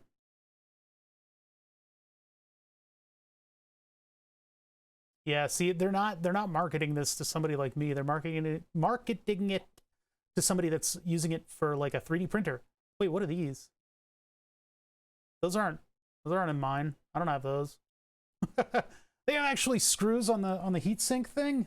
Oh, I wish I had that. They must have redesigned it at some point. Oh, I need to move this chat window over so I can read it. There we go. 5 amp 5-volt output.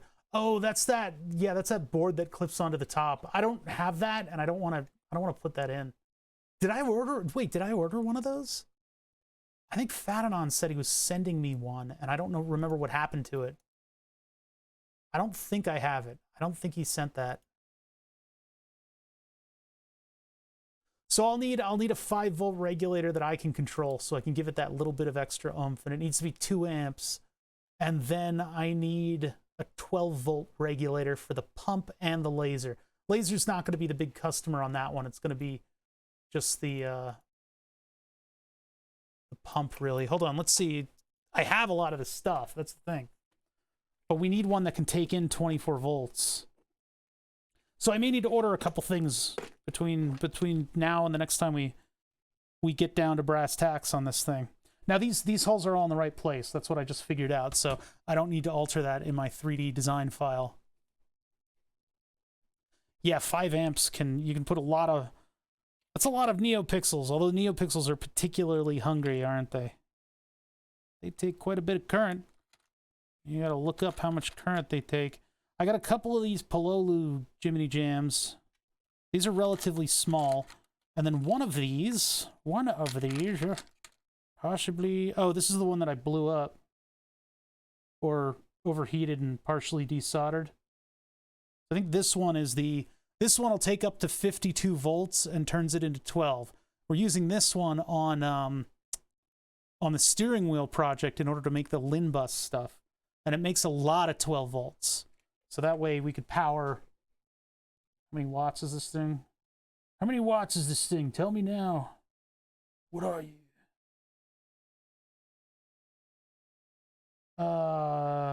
DC30A. I do not think this is 4 watts. Almost 5 watts. 12, 4 divided by 12. It's not, it's small.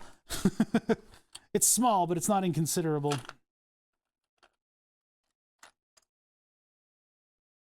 Yeah.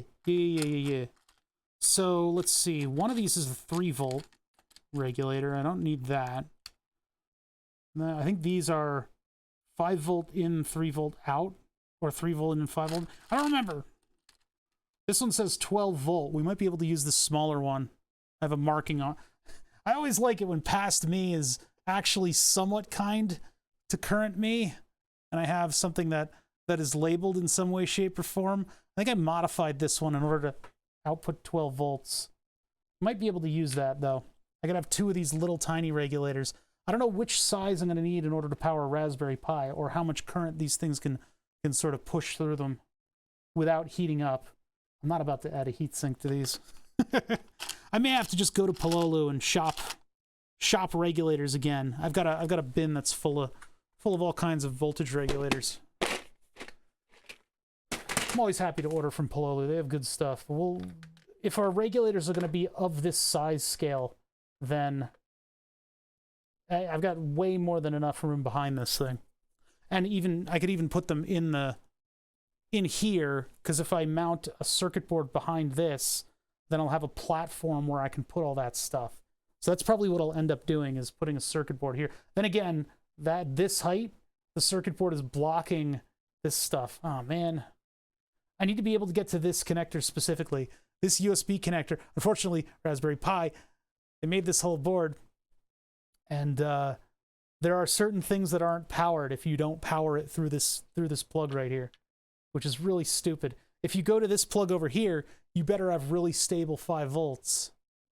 What up, Chess? Sure. Why did I delay in the second half of that? Okay, so put those over here for later. I was hoping to locate latches that I have sitting somewhere in the shop, but I don't think I'm going to bring you guys through another discovery session looking for things in bins. Actually, wait, I think they might be just right down here. Hold on. Because the CAD work that I want to do today involves all this stuff. It ain't there. Let's see. Here, you guys come down here with me. You guys come down here with me.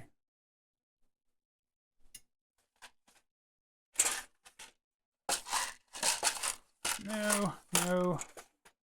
Double no. Triple no. Those are springs. Is it in here? Oh boy, it might be. This one is fighting me for some reason. Let's get the ladybug out. Okay, hello? Can you please? There we go. I've got these little, like, swing and lock latches somewhere that we can use to secure the... No, it's not. It wasn't in there. That I can use to secure the wooden front onto this. The only problem that I'm looking at right now is, how do I cut off water flow? How do I cut off water flow? I need, like, a quick connect, but I don't think I have. Are they in here? Ow. There's something pointy in there. Okay, I think I know where they are. Hold on. You guys go up here. I'm gonna put on the face cam. Then I gotta get up from down here. Hi. And I gotta try to find. I had this little. I don't remember what I was gonna use them for, but I had this little, like, baggie that contains a bunch of these just like swinging latches that I didn't have a use for. Like right after I got them, I had an idea of what I wanted to do with them, and then I just haven't been able to put them in what I wanted to. Now I've forgotten what I even wanted to use them for, but I know I have them. So they would be a perfect part to hold together the front panel, or the protective panel of this whole system. So if I can find these parts, we can get them into CAD, and I can design for them, and then I will not have wasted my time and money ordering frivolous things. That's really the important part, is that I get that little dopamine hit for not having ordered something that is completely and utterly fucking useless to me. I gotta move stuff because I think it's in these bins, these plastic bins that you guys never see. Is that? Wait a minute. Is that them? No, that wasn't them. Who they is? I know they're in here. I know they're in here. I'm starting to. My neurons are sparkling. I'm starting to remember. I remember where I put that thing. That one thing that I had that I now need. my memory is completely fucking destroyed. It's useless. I have a feeling it's not actually going to be in this bin. It's like a little plastic bag that's just full of these metal latches. Definitely not in that bin. Shit. Let's do another sweep. Another sweep just to make sure you guys get face cam for this because it's off camera. There's actually a bunch of stuff that I need to put in that bin. Right, other bins? No. What is that one? No, it's not going to be in there. Not going to be in those. Let's see. This one has all the industrial stuff that we went through the other month. And it doesn't look like the thing that I'm looking for is in this one. Oh, okay. All right, so if it's not in there, it's not in there, then it might just be gone. It might just not exist anymore in this space. I'm not about to go and order another set of them. Which is, you know that if you reorder something you haven't found that you know you have, you will find it as soon as that reorder gets in. I don't think it's in there. It could be, though. It could be in any of this stuff. To be fair, I kept running into this little baggie of parts over and over again. So I don't know if I just got pissed off and flicked it into the garbage, or if it actually exists somewhere. And once again, this is what I mean about keeping stuff that you don't need. It gets bad. It gets bad out here, chat. Ugh. What is this one? All RC car stuff. Yeah, that motor controller for the RC car never really worked out, did it? I'm not excited about that. We got that all together and functioning, but it just wasn't punchy enough. So I got a 3-phase motor and a controller, and I'd like to just design a little holder for it. You know, just give up and go with what works. We can get back to that 3D printed RC car. Okay, so it's not there. Wasn't there. Wasn't in either of those places. It is not in this pile of bags. So it's not in the drawers full of parts. What you guys are watching is actually kind of sad. This is kind of the mental degradation of your local streamer. As I continue to not be able to find something. What's up, Copper? How's it going? How you doing? How you doing? We're having a normal Bother stream. This is the point in the stream where Bother is almost brought to tears at his inability to function on even the most basic level. Any of you latches in here? No. Where would they have gone? Let me have a think about that. If I tossed them somewhere, like the corner of this bin. Wait, a bunch of zip ties in there. I forgot about those. Forgot about all the zip ties. Let's see here. What else? What else? What else? I was stumbling into these things like every time I looked for parts, and now I'm not.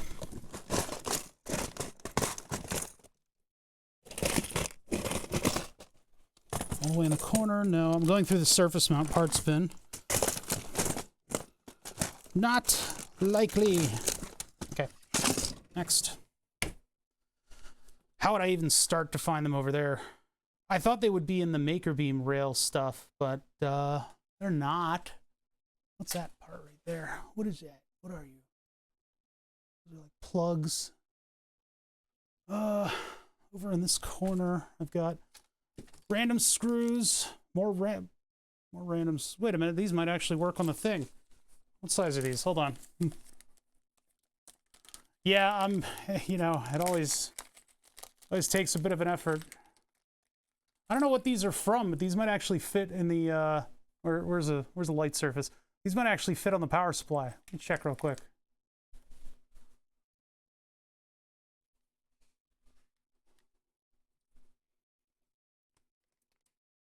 Nope. It's like 2 threads would stick through. Never mind. These don't work, but these should also go in a bin because they're M3s. No, these are like English sized. All right. All right. All right. Welcome to your new home, random bag of screws. Not quite long enough. Yeah, there's a little, what there is a little plastic bag that has some latches in it. And those latches would be really perfect for this. It's just one of those weird parts that I just kind of held on to for years and years. But I put them somewhere, thinking that I'd never use them. This is where ordering new ones would probably be a better idea. Here are all the parts from the video recorder. Because they've gone from place to place. Because I never really feel the need for them at any particular given point in time. So,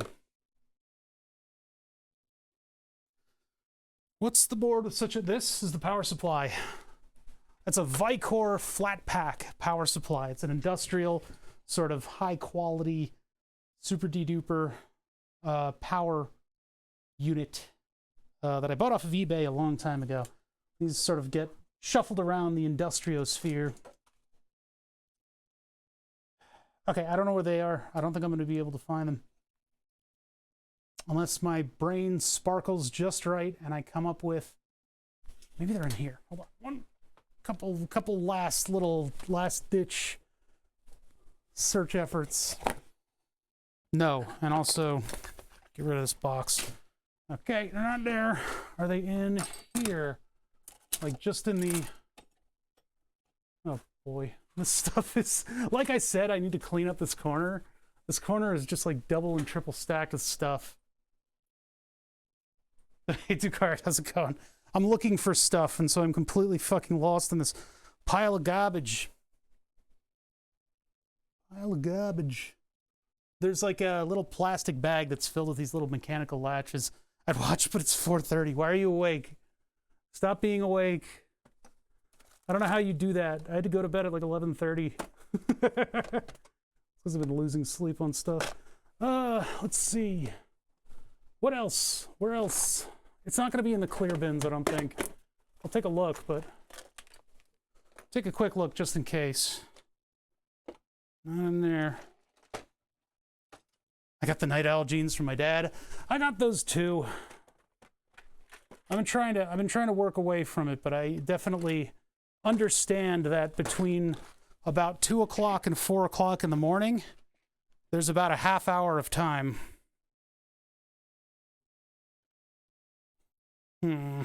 Nope.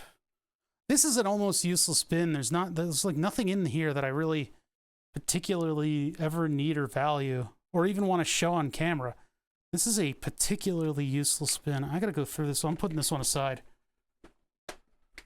Yeah, I guess I was supposed to get the overachiever jeans, but I never got those. I don't know who did. All right, so I can't find these things. Either I'm going to stumble across them, or I'll order more and they'll show up. The old ones, that is. Another thing of screws. What does this go to? This is, okay, all right, this is getting ridiculous. I keep finding bins of screws that are totally unrelated to anything that I'm doing. And this is not a good scene. Especially after going on a rant about all this stuff. But this is why I went on the rant about this stuff. It's because I'm the end game of all of that. all of the hoarding of parts. And I don't want you to end up like I am, struggling to keep a single viewer entertained while cursing your own hubris, hoisted by your own petard. That's me. Record scratch. Well, that's me. And that's my petard. You're probably wondering how I got here. So am I. The end. Yeah, I don't see anything. It might be in the sewing bins, but anyway. I'm gonna stop searching everywhere. A 3D print stuck to my foot. What could I have done with those? Yeah, it's gonna bug me. I'm just gonna be thinking about it for a while. That's how it always is. Yeah, it's a Lepton thermal imager. It's pretty cool. With a Group Gets webcam module attached to it. And so that gives us, especially when I'm soldering, it gives a little bit extra information to chat. So I don't freak out all the time. Okay, this is a zip tie in a plastic bag, which is enough to get me sent to prison. Wire organizer. Some hex bolts.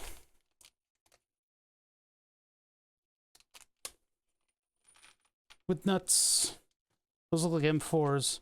And they're all countersunk, which is annoying.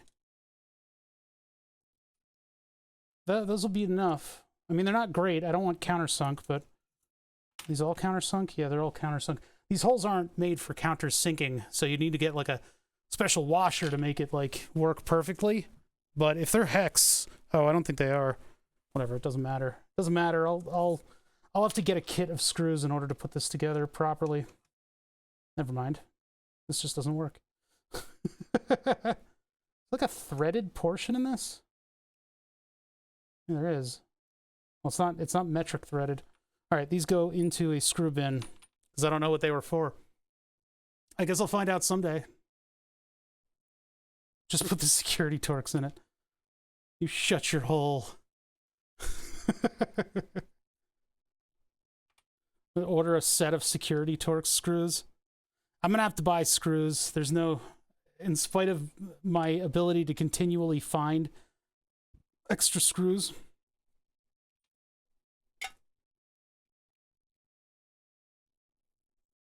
I need to like go through my screws and like weed out all the weird stuff. And of course keep all the weird stuff, of course. But like get all the cap heads out of the way and stuff. The ones that should go back into the kits. What happens is eventually the kit, you'll use up the most common ones. And since the kit's like $10, you just buy another one, right? You just buy another kit. And so all of the off sizes start to grow in population. And it's just not worth it to continue to have them. Like, there are certain sizes of those screws that you just don't need. It's going to cost more to buy the off size. Size of the profile. You mean this thing? This is Maker Beam, so it's a 10mm by 10mm frame rail. Maker Beam. It's a little bit expensive, but it's really good if you want to like just throw up a setup. If you're talking about this frame, this is 10 by 10. It's called Maker Beam. Maker Beam. Make or beam. Where are those little latches? What did I do with them? Why would I do this to myself? Why? I'm losing my mind. Oop. Oh, hold on that one. I don't know if that camera will come back. We're still animated. All right. So yeah, I'm just looking feverishly to try to find a little set of latches that I know I have somewhere that I might have thrown out. I don't think I did. I think I shoved them into a bin somewhere. And I was like, I'll remember they're here. Because I want to incorporate them on the shroud for all of the electronics so that it holds it up. I was going to use magnets. Magnets aren't really going to hold. Magnets are not really going to hold. I got all the spare parts for Tom Thinks' button in here. Tom was at TwitchCon. He was featured on one of the stages. That was pretty cool. I don't know what that's done for his viewership, but it's pretty goddamn cool that he's like got all that fanfare. And my button was at TwitchCon, the button that we 3D printed and created for Tom's setup so that he didn't have to kill his ankle by hitting a foot pedal while standing. Foot pedal while standing is a kind of a beast. You don't want to do that. It's pretty bad for your. It's pretty bad ergonomically, and so having any sort of a previous conflict with that joint is bad. So my slight experience with building stuff and my ever so slight experience with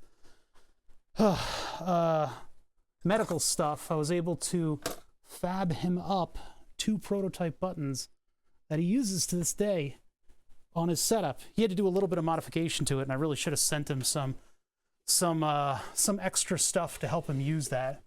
But he's having a great time of it.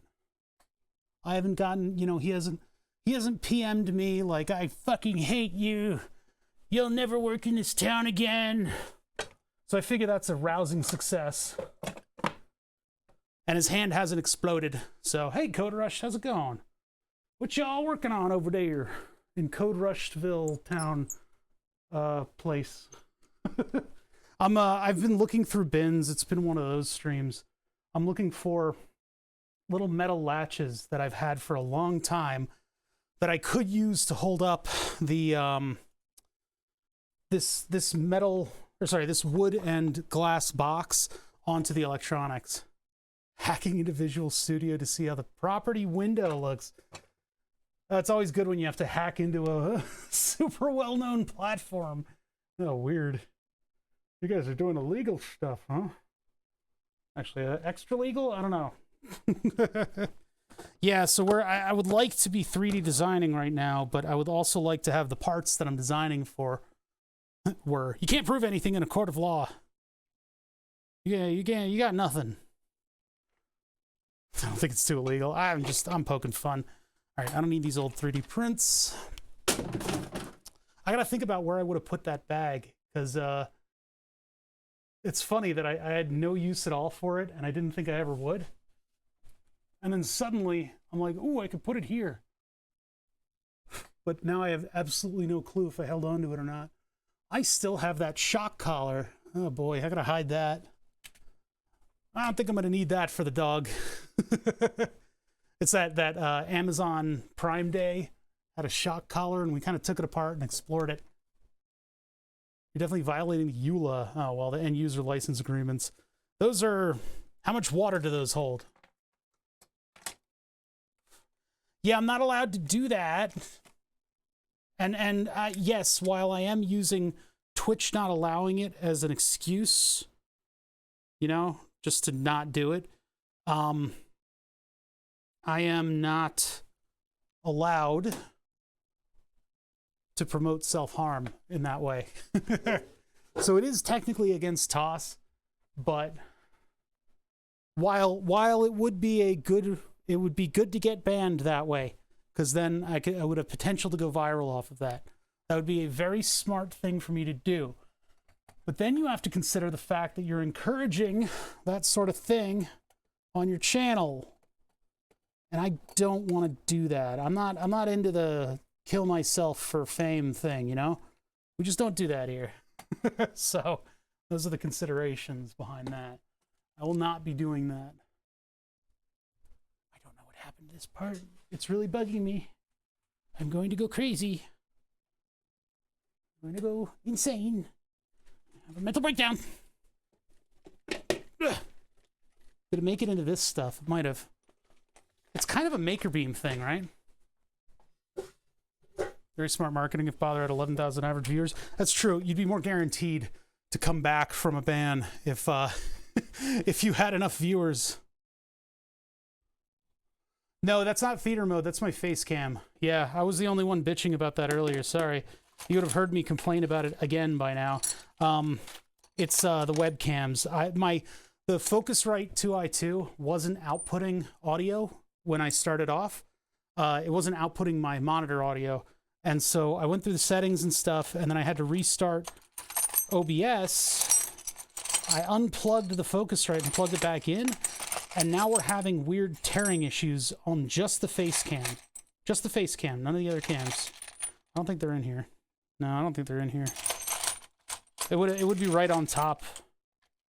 This is all the not the Maker Beam stuff. This is all the actual like 2020 rail and 8020 rail stuff that I have.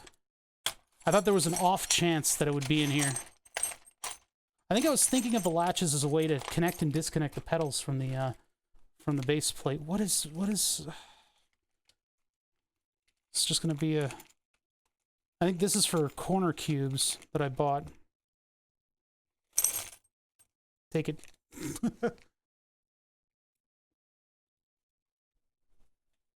Well, I've never had problems with the Focusrite until I tried this today. You know, it's just a random thing, and I think a restart would probably fix it. I just am unable to restart because I'm streaming. Because I'm streaming. All right, they're not in this bin. You need to do more projects with this stuff. I'm starting to have too many parts. ASIO for all driver? I don't even know if I am using it. I don't know that I am. This is the first time in a long time I've had any kind of a problem, though. And it's not even that big of a deal. Just weirdos like Copper will notice and say something, which is fine. Totally fine. But yeah, it's an annoying thing. It'll go away tomorrow. I'll restart this computer and, you know, we'll have another go at it. This means I need to calibrate everything again, which is just annoying. That's all it is. I'm looking through my drawers of stuff. I really wish I had a better camera angle for this part where I'm like searching through things, because there is a lot of interesting stuff. I feel like we maybe need to go, like, when I get Burn the Subs running again, I feel like we need to have an organizing session or 17 where I go through and I find all this bullshit that I have and find a home for it all. A home where I can find it again, you know? I think that would be a good idea. Huh. Okay. I'm at a loss. I think they are in some of these bins over here that I can't really get to. So I'm gonna drop this and stop thinking about it. This is the hardest part of my job. keep everything entertaining. Behringer UM2 and Focusrite use it. Yeah, I just don't know how that. I think the problem with the camera is more of a factor of having switched, like, it's very staticky in here. So it's possible that my getting up and out of the chair messed up the Focusrite in such a way that it messed up with the USB. It messed with the USB stack. There could be a problem with the individual card that all this stuff is on. The Focusrite is plugged into the motherboard, so it should be pretty good. But unplugging it and plugging it back in could have also messed with some of the USB bandwidth. I don't know, allocations, some of the stuff that the driver's doing behind our backs that we don't know about. USB is fairly complicated, and it could not even be due to that. It might have nothing to do with that. It might just be messed up because it was messed up before. So this computer's due for a restart at some point soon. And I will oblige when the time comes. So many weird little things can just go wrong. Which sounds like a mob threat. You know, accidents happen. Things go wrong sometimes, you know, hey. Sometimes, you know, maybe a witness falls down some stairs. All right. I don't know what to do about this part of the design, but we can look at this part of the design. Now that I know that all my holes are in the right place, which is always a nice place to be, I've got all this stuff situated. Emergency stop button. I don't know if I can manage that. I don't know if I can fit an e-stop on this thing. They're very big buttons. And I think the best that I could possibly do is just to have a power switch here. Just run the 120 volt power switch just on the side. where you can easily sweep it. In terms of wires coming in, I mean, it probably should be as low as possible. The line of burn the subs is somewhere around here. So this is sort of where those wires are coming in. I'll put a corner cube on the outside there, and that way I'll have something that I can screw through in order to mount this to the wall. So, DB15 connector. Now, while it fits right now, we can try to keep this size. I need to find a power switch. Now, I don't mean find in the shop. I know exactly where my power switches are. We need to find a panel mount power switch that we can put into the CAD model. So let's do that real quick. Let us do that. Let me open up this thing on the computer. So now we know the sizes. We know that we have a couple power supply modules that need to go into this thing. And where the fuck is this? Here we go. We need to open up my control panel file. Now this isn't exactly what's going to be there, but it is close enough. And I don't know if I want to have the wires go, because when you do one of these DB connectors, I mean, you have a choice. You have a choice. You can either make the right decision or you can do things your own way. This thing fits into a panel, right? But it doesn't fit through the panel that it fits into.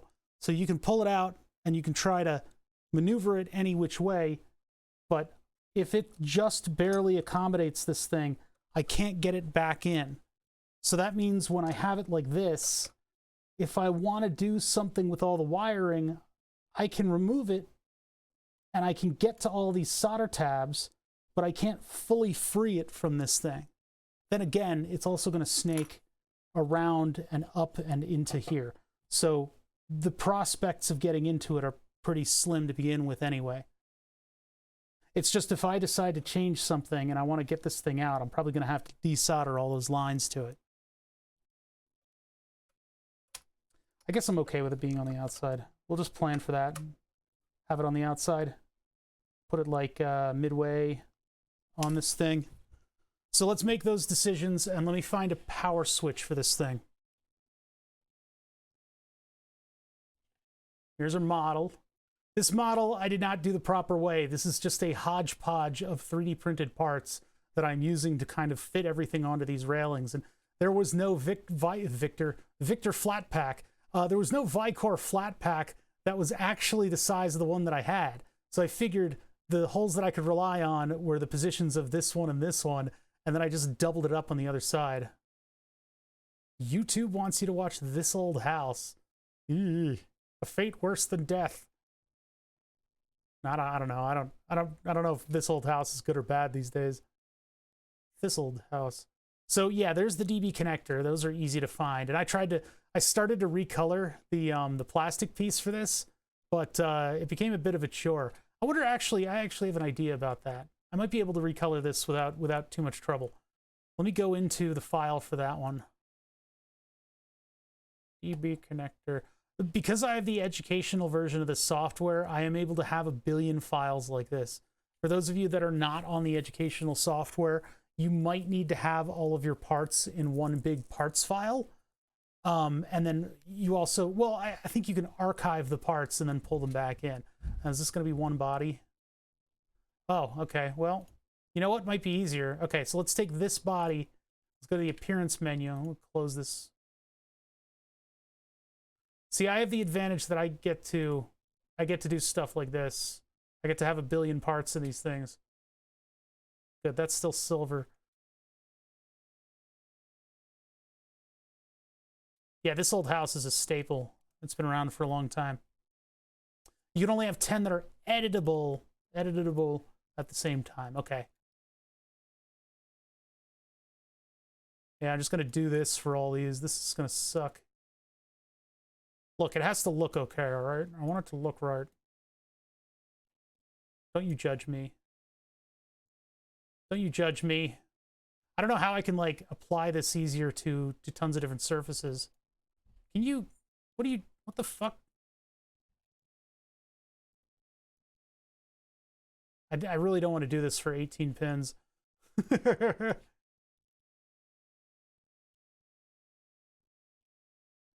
Let's get everything in the view at once.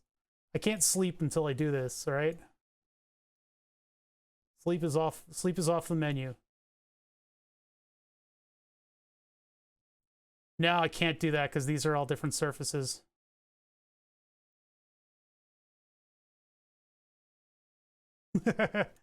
I mean, you can also be a psycho and just work with a CAD file that only has exactly the sizing things you need without it looking nice, without it looking like the thing you're working on.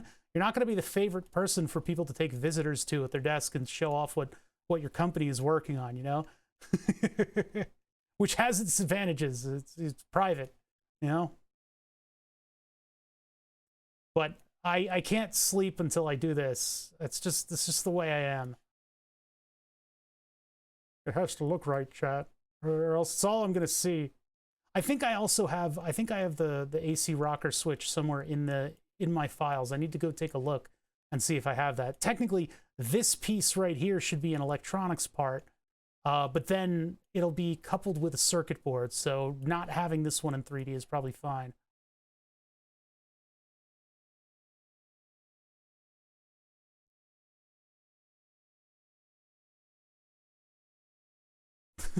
This is why I'm an engineer. I don't want to talk to people. Why not orient the view to back and select? I mean, am I going to get... Hold on a sec. If I ortho view this... This is what you're talking about. Do it like this. See if I can't... I don't know if that would... I don't know if I can select them as easily that way. Those are all highlighted, but I don't think I can... Yeah, that'll do the whole thing.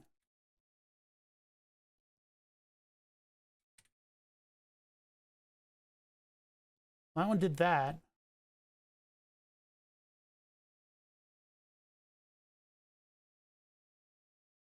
That got a bunch of them. That was pretty good. So you got to go right to left.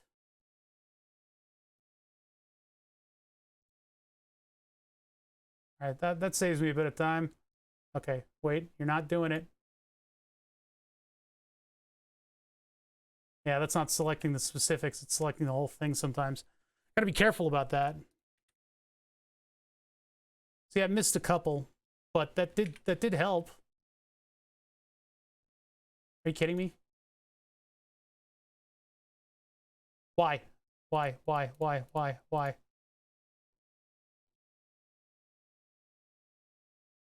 That's probably a twofold problem. It's possibly I could go to the other ortho view and not select the numbers, but then it might select the back face as well.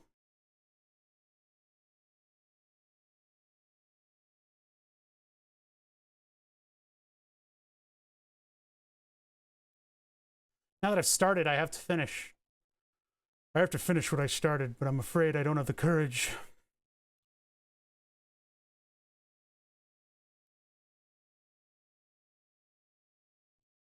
One pixel, one pixel, one pixel, one singular. There it is. I missed. One pixel. There it is. Bah. Bah. Bah.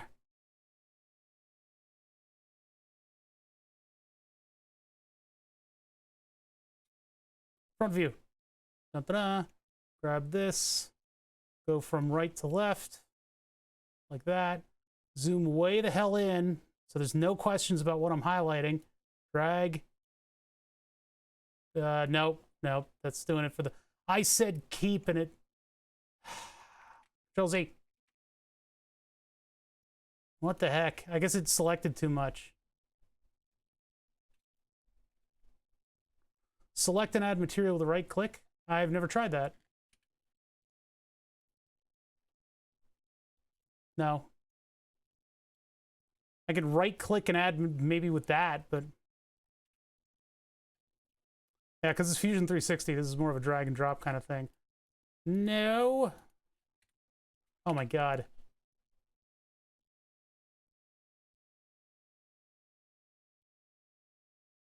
The radio button's not selecting is a particular little pet peeve of mine. So like there it's selected and it's highlighting only those parts, but when I drag and drop it over, it highlights the entire thing instead of what I've selected. We got it to work once. Yeah, it's selecting too much with that.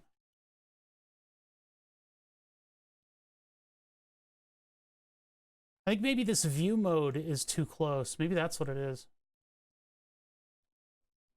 Yeah, maybe that's what it was. Then I go to the appearance menu. Nope, it still wants the whole thing. Click on that. Come on, baby. Come on.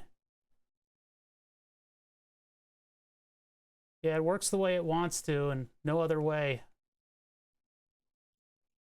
Maybe I could just do this. Now, see, that's selecting more than I want it to. I don't know why it's selecting outside of the area. I'm going to start Fusion now. All right, we'll get through it. Cancel. See, it's selecting everything, and I don't want that. So I just got to do it this way.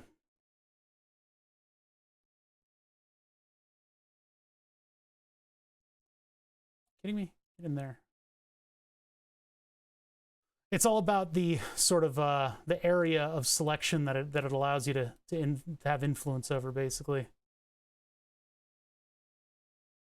Yeah, every CAD software is going to have this kind of annoying thing, but in a different form. Isn't it great?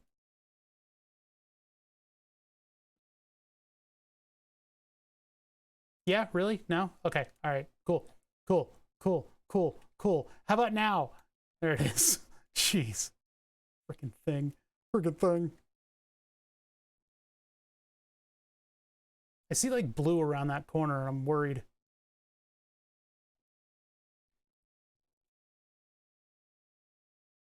Now I think I can right click and no, never mind, I can't. Never mind, I'm lying. I am a liar. It's gonna bug me forever unless it looks right. And I believe we already have the switch that I want, so. I don't think I'm gonna put any panel indicators on the side though. Well, you know, I actually could put the voltage indicators on the side. I could put the 12, the 5, and the what was the other one we were gonna mark? 12, 5, and 24. I could put all those indicators on the side. And then the Vicor power supply itself has a couple indicators of its own. There. Okay, so now it's a traditional DB female connector. That's all I need out of it. I just need the dimension. Really, I didn't need it to look right, but I do that for fun. That's all the fun we're having. Fun. And then when I update that, it's going to ask for an update to the specific part. Get the latest version. And now it's not going to look like ace. Bada bing. Okay. Oh God. Where's it? So this file is tortured. It's been around too long and it's got too much stuff in it. And as that happens, the orientation of your camera starts to suffer. It's Fusion is really, really good at figuring out what you would like to orbit around. Like for instance, now it has selected the DB connector and we're orbiting it perfectly fine. But as you get more and more crap in your file and as your view gets a little cursed, things start to reorient on things that you don't want it to. Like for instance, this corner of the enclosure that I didn't want it to look at. So you got to be careful about that with this piece of software. In addition to that, all of these steps. When you get an idea of what you're building, if you're free-forming something and you're just pulling it out of the ether, it helps at some point to take that file and go, okay, I know all the ideas that I want. I know all the stuff that I want to put down. I'm going to start a new file and I'm going to make all of this stuff in as succinct a manner as I can. And it always helps to have a big block of steps where you're importing your stuff, right? You import all the stuff that exists physically, then you lock it all in position with one of these little square looking johns. And you only have one of those. And then from there, you're extruding. And well, from there, you do a sketch, you extrude from the sketch, and then you do all your chamfering and little design elements. So that's sort of the way that the files should look. And if you have an idea of what all your steps are supposed to be, it is an extremely powerful set of steps. Because as you design each of your solids, you're designing it off of a particular sketch on a surface, and you will have sketch, solid, sketch, solid, sketch, solid. You go back into the sketch, edit stuff, move it around. As long as you're basing where everything is properly on either a sketch or a projection from a solid, you can rearrange things and have it actually pan out and still create your parts without too much drama. For instance, I am going to lift up the Vicor power supply by another couple millimeters. No, well, the thing is, I don't want to have to change the rotation center. I know I can change it. I don't want to do that. I'm too dumb, right? I'm like a Mac user. So I want it to continue to figure out where I want to rotate from automatically, and it is generally very, very good at doing that. So let me lift this to 30 millimeters. Is that going to give us enough room for the switch? I guess I can pull the switch in to find out. If I just go back to moving this piece, I need to hover over these steps where I've moved stuff. So this is where I duplicate it. And that actually might mess up an earlier step where I pull it in. Because this is where I pull the Vicor power supply in. And then I did a bunch of stuff. And then I duplicated stuff on a mirror. And then I moved the other Vicor supply over. So that's, it's actually my inadherence to that methodology that I just explained to you guys is now going to ruin my drawing. So if I move this 5 millimeters up to make it a full 30. Oh, you're mentioning it for Smith, sorry. I thought it orbited around where you click the mouse. It orbits around where you focus. So where the camera, I guess generally what it's doing is projecting like into your perspective, and the first thing it hits, I think it orbits around. But if you're working on something, it'll orbit around that. There's like a bunch of logic behind it. I would love to know what that logic is. Probably a trade secret. So I've double-clicked on the position step. I can modify these two. These are just alignments, and then I have to click Finish Position. Because what it'll do is then rerun all of these steps based on what you did in order to create those solids. So what I should be able to do, and if I was smart enough to duplicate the power supply originally, because the two parts are mirrored and I just wanted to make sure everything was lining up properly, I did an overall outside dimension of it, took the power supply, copied it, moved it over. I could probably move that step to an earlier step too. But if I take that and I do a position, unfortunately this part was made by Satan, so the actual key of where to move it, oh wait, I have to select the part first. Oh, it's going to do that thing where it tries to select an individual body of the part. So I just need to take it and I go to move copy. Now actually there's two in this. Wait a minute. If there's two and we've rewound back to here, I guess I can just take both of these and I can do a move. Yeah, I hate it when they do this, where the origin is like a million miles away. I can't complain. I mean, I got the parts for free from GrabCAD, so whatever. So that would be 35 millimeters above the surface. That might be too much. I mean, it would be kind of cool if this thing was a little bit more uniform height with everything else. What do you think? Should this be a uniform height, or should I? Because that'll make my 3D print just taller. That's why I built it in two parts. After Fusion 360, I have a feeling that you can work faster with Kata. If you know a way around, Fusion does a great job of being intuitive. That's the trade-off, really, you know? There's always going to be a trade-off with the CAD software that you use. Unless, well, I don't think there are any CAD softwares where you can legitimately claim that there's no trade-off to using them. I don't know. I think I need to move it down a little bit. I think maybe 35 millimeters above is a little excessive. And the only electronics that are going behind this thing are going to be very minor. And well, basically wire routing, right? I mean, I could always print something that goes in front of this too, because those exposed 24-volt lines are, it's not very professional to have those there. I don't know what kind of heat this is going to generate too when it's running Burn the Subs. It needs to be able to be active 24 hours a day. To which I guess I can put a fan in front of the whole thing, and I can use these as like standoffs for it. Yeah, is that one of those Super Pro ones? Maybe you pay for the convenience. You see, so I extended it. Oh, but I didn't extend the right stuff. What the fuck? It like blew up my thing. What happened? Control Z. So we're back in that step, and this thing's moved back up. So there's some other orienting step that has kind of broken things. So let's go ahead and just undo what we did and see if we can unfuck this situation. So there's multiple steps that are locking down these parts. That one and that one. And then this is where I pull in this one.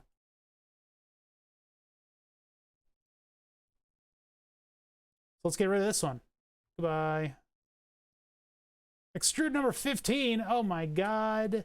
Yeah, this thing totally exploded.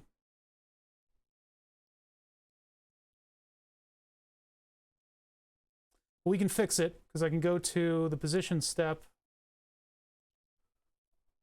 And that thing suddenly fixed itself. Let's see here. So if I move, which one is it? It's probably the 1.2. That's the second one. This is the first one. Yeah, it's because of the 2 is like they just don't know what to do with themselves. Let me see here.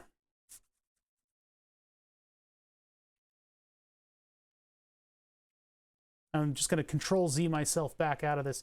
See, the problem is I've got the steps locking them down in different parts, and this is introduced here. I don't think I can move this to before. No, I can't.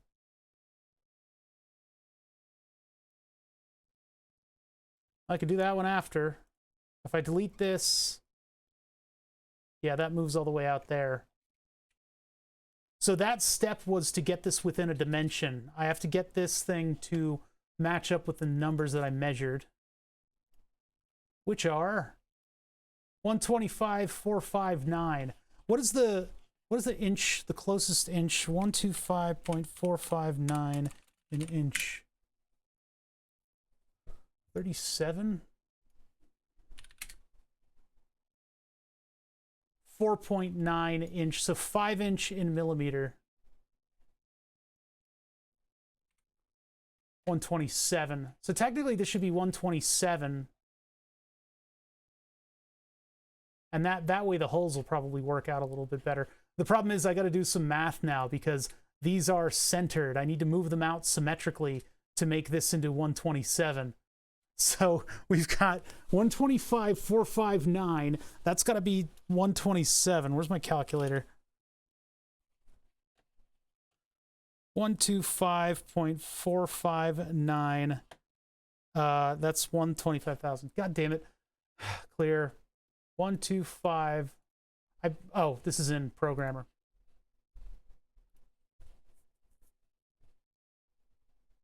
Yeah, this I'm not really training professionals.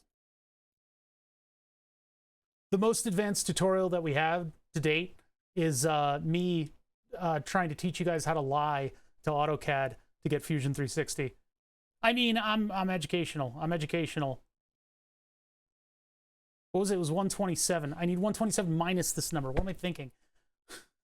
Negative plus 127. I'm smart. 1.541 over 2. 0.7705 millimeters to the right and then left. Wait, that's not going to work because I got to get rid of one of these steps. Well, that's how far I have to move those. If I move the first one, and that would be, it's going to highlight the steps when I click on it, by the way. So there's the step where it's introduced. And then this one gets introduced here. And then these are the two ones that orient where everything goes. We want only one. Let's just like rewind time all the way to here before we get into the rest of this stuff. Tried Fusion 360 briefly, but found it annoying to use. Ended up with FreeCAD. It's probably better that you used FreeCAD. I'm dealing with license limbo, where I have that stress factor that hits me when it hits me when my license expires in like a year. I have to figure out how I can continue my license. Turns out this time they just had a pull-down menu where I select the college that I'd selected before, and they just allowed me to do it again. I hope that's the case in the future, but I'm not pulling any punches. You know, I'm not I'm not lying to them. They just continued it. So, all right. All right, so I need to move this one, that factor, and then I need to move the other one into position so that its far wall is 127 from this one. And then the center should be the center. I find their Maker Edition limitations annoying, but I also hate the FreeCAD constraint tools.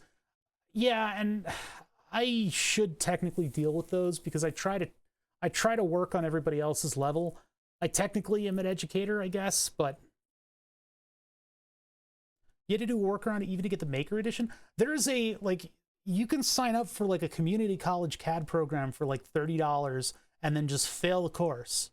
You don't have to even go, and you will get your year license of this. $30 a year is a pretty damn good price until they figure out how to limit the workaround. But that's what I was going to do. I was going to look into that. I just didn't have time, so I decided to continue to half truth my way into a finagle, I should say, my way into a copy. Maker SolidWorks. I was going to consider going to Rhino, but again, it's not good practice for me to use software that's unobtainable for the normal person, because I have to go for mass appeal. I have to go for Mass Effect. What? Hold on a minute. No. Control Z, move that thing back. What I forgot to do, I rewound the timeline. What I really need to do is edit this step so that both of these modules are in the right spot. So I'm editing this step. And so while that does automatically roll the timeline back, I want to hit finish on this step and then go through the next couple pieces on my own to make sure that everything still works, right? We were literally just talking about how it was difficult, you know, the limitations of some of the other CAD programs. Autodesk is watching my every save, judging. Yeah, it's true. It's true. I hate that the arrows are all the way out here, and the software is a little bit angry at me. This file is cursed. You should know. Negative 0.7705. So that should now be symmetric. I really should have done a mirror on origin with this part. That would have been much easier, huh? Yeah, those save numbers are so annoying. And then, like, at a certain point, you have to, like, lock the design out so that it doesn't get like this one is. Really, I should have followed my own steps, because if I organized this correctly, I could collapse all these and then have a very compact work. It looks like I tried to do it the right way, but then everything just kind of went to hell. Yeah, for that piece, everything went to hell. All right, so what I need to do, I'm just gonna take 127. Really, the version number judgment? You gotta be more of an engineer about this, you know? We're above judgment. Everything we do is correct. 165, actually what I can do is I can do this. I can do move, and then I can select this one, and then I can go in this direction. Because I never know where the X, Y's, and Z's are. All right, it's Z distance. Let's make that a 0 first. You gotta put it back to normal. And then I can measure from here to here. And make it, wait a minute. No. It would be 127 minus that number. Bada bing. And then inspect from here to here. And that is 125.101, just like I predicted. Like I told you, engineers, we never make mistakes. Engineers do not make mistakes. You guys should get to know that and just kind of like swish that around a little bit. Get the flavor. 127. Okay, so we're 127. Now here's the real check. Inspect from here. I'm trying to select the plane so that it gives me a flat measurement. 3.27. Here. Ooh, here. 3.73. I fucked it up.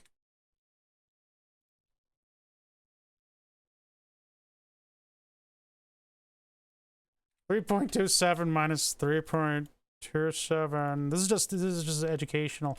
Oops, wait. 3.73 minus 3.27. If it looks like I'm traumatized by my own inability to do math in my head, it's because I am. We need to go right 0.46 over 2, which is 0.23. I don't know where that mistake came from. It wasn't my mistake, though. It was probably somebody in quality assurance. Move copy. Ding. We're going this way, which is Z still, right? Yeah. And then 0.23. Try again. Inspect. Here to here. 304. So this is not what you have to do. This is me, who's made 3.96. I went the wrong way. Control Z. There it goes. Select both of these. Move. We're going in this direction. We're going negative 0.23. That's what friends are for. That's what calculators are for. Yeah, well, I know. 3.5. Oh, look, it's an even number. Well, try again. 3.5. Okay, fucking thank God. So now I know that it's centered on the rails. You don't have a calculator with you in school all the time. I know, right? And then we all decided that the entire workplace was all computers. It was even all computers back then. It's like, you guys are going into engineering, so you're not going to be on CAD all day. You'll be on Excel, so you're not going to have calculators with you. And we're like, Excel is a calculator. Fish are not friends. Fish are fucking enemies, dude. I'm telling you.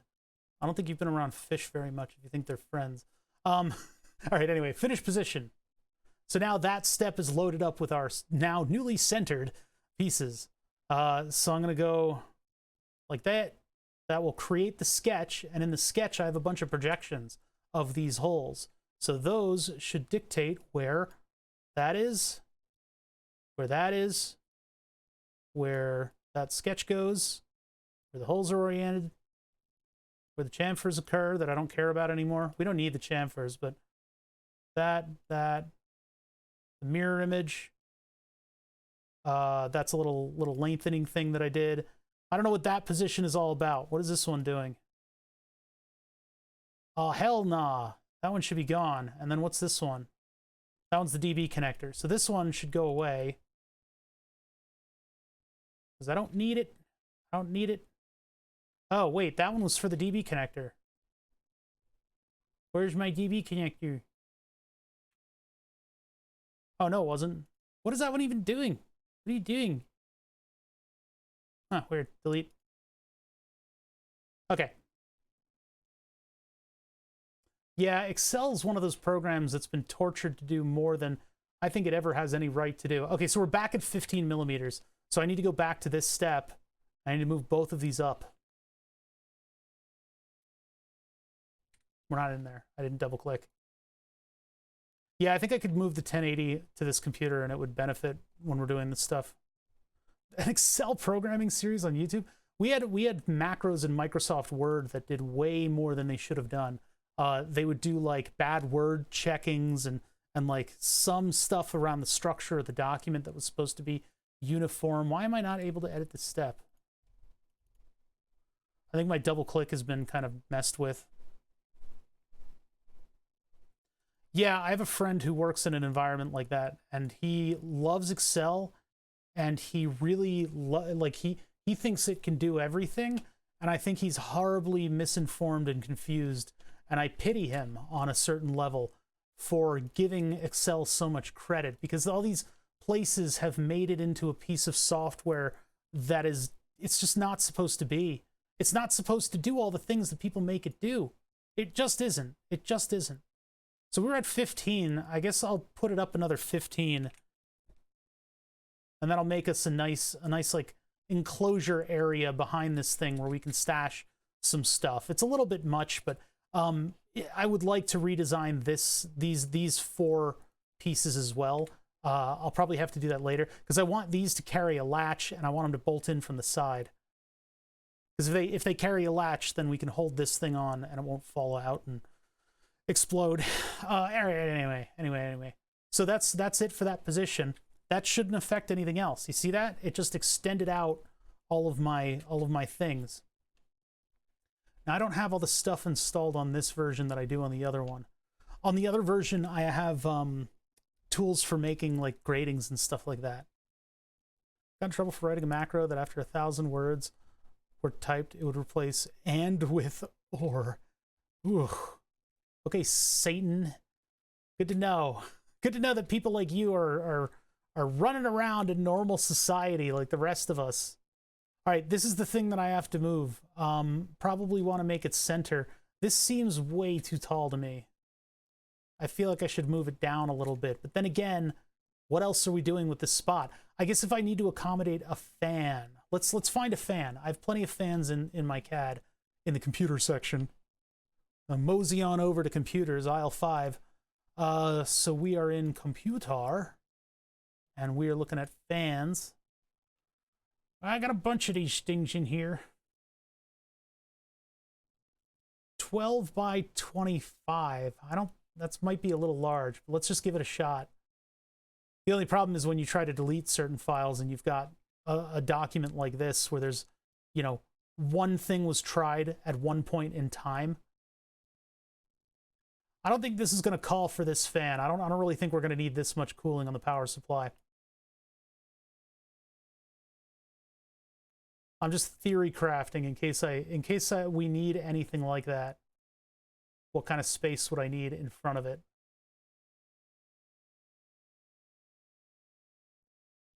So if I was a psycho and I decided to actually put this fan to use, I would need quite a bit more space up here in order to mount it. Let's see. Move copy. So that'd be like 5, 4. I want to move it down. I could use the alignment tools for this, but -4, 3. Okay, it's close enough. Near enough, this makes no difference. So if I were to put something like this on here, first of all, I'd have a lot of trouble mounting it. Probably have to have like a bracket come in from the side. Time calculation. Does it not do that? I bet you it does in just a weird like way that nobody's thought of before, right? 5.5 millimeters. So that would have been a 10.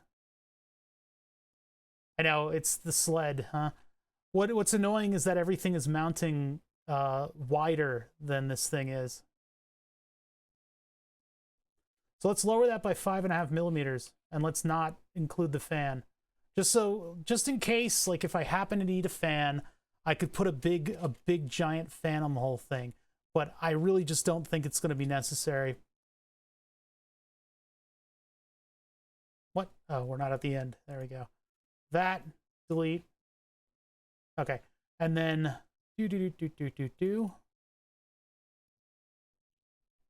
those two. Ugh.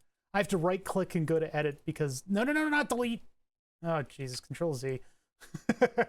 I'm glad Control Z is very functional right now. Edit. Oh my God, what is going on here? Oh, I got a telephone call. One sec.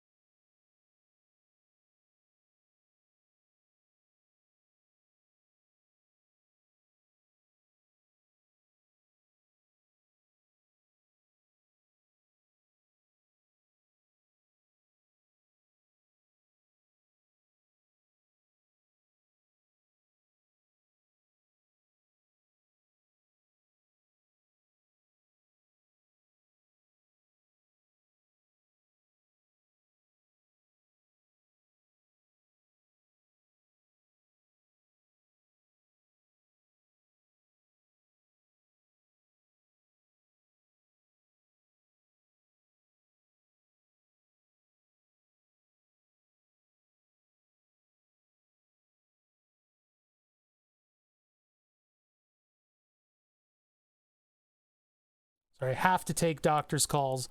What the hell? Some weird fucking prescriptions ready for pickup. That's not the one that I ordered. Weird. Where's the one that I ordered? Anyway, yeah, I have to pick up for doctors because that's just the thing, right? So, my God. Okay, cool. I'm up to date. They were wondering because yeah, Fusion 360 for the full version is $400 a year, but there's an educational version that you can get through. Just take a community college class and don't do well in it. That's all it takes.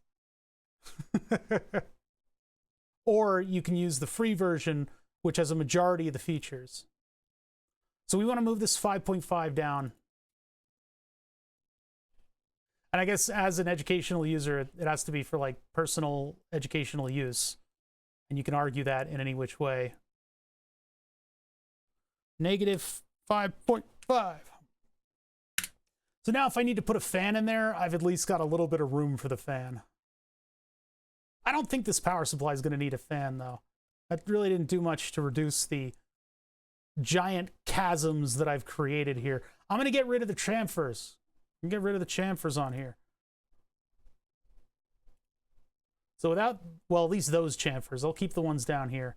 These are fine. You guys are fine. You're doing great. You're really doing a good job, and I'm proud of you. So what I have are the areas that I can put stuff in, right? And I can get fancy with this. Infinite payments of $33 a month. Is it really $33 a month? That's not, I mean, just delete your 5 favorite streamers, right? Dial on, dial on, dial on, dial on, and dial on. And then I guess you'd have enough to fund your Fusion 360 habit. Your filthy Fusion 360 habit. How far up do you think I should move this thing? It doesn't need to be all the way at the top. It doesn't need to be in the center. If it is in the center, that's still okay. But, you know, I could put LEDs above and below it if I want to.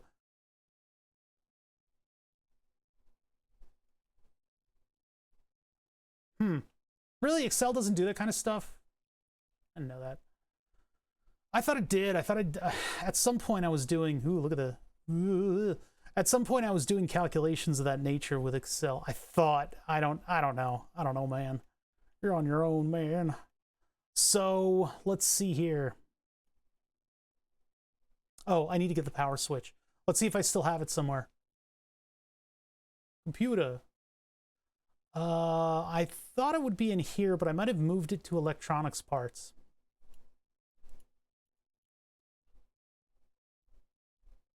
Then again, this is a panel mount device, so I really wouldn't... Well, there's the power input socket. Where did I get that from? It's probably in with the electronics parts. Random components, maybe? Jackpot. So we've got this. These aren't the right kind of power switch. Let's see if we've got one somewhere else, but I am going to need this anyway, so let's pull that in. This will be the primary thing that dictates the size of this area. Side power, I guess we'll do side power for now. I hope that doesn't create a conflict of spacing.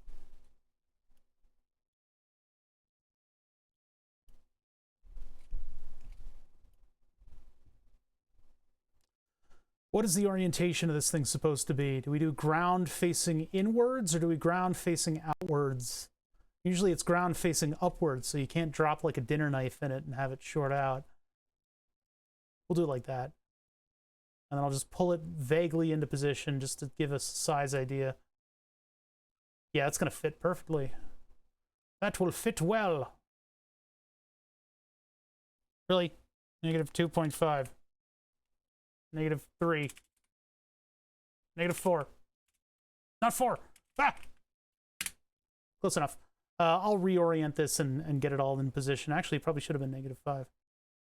That's fine, though.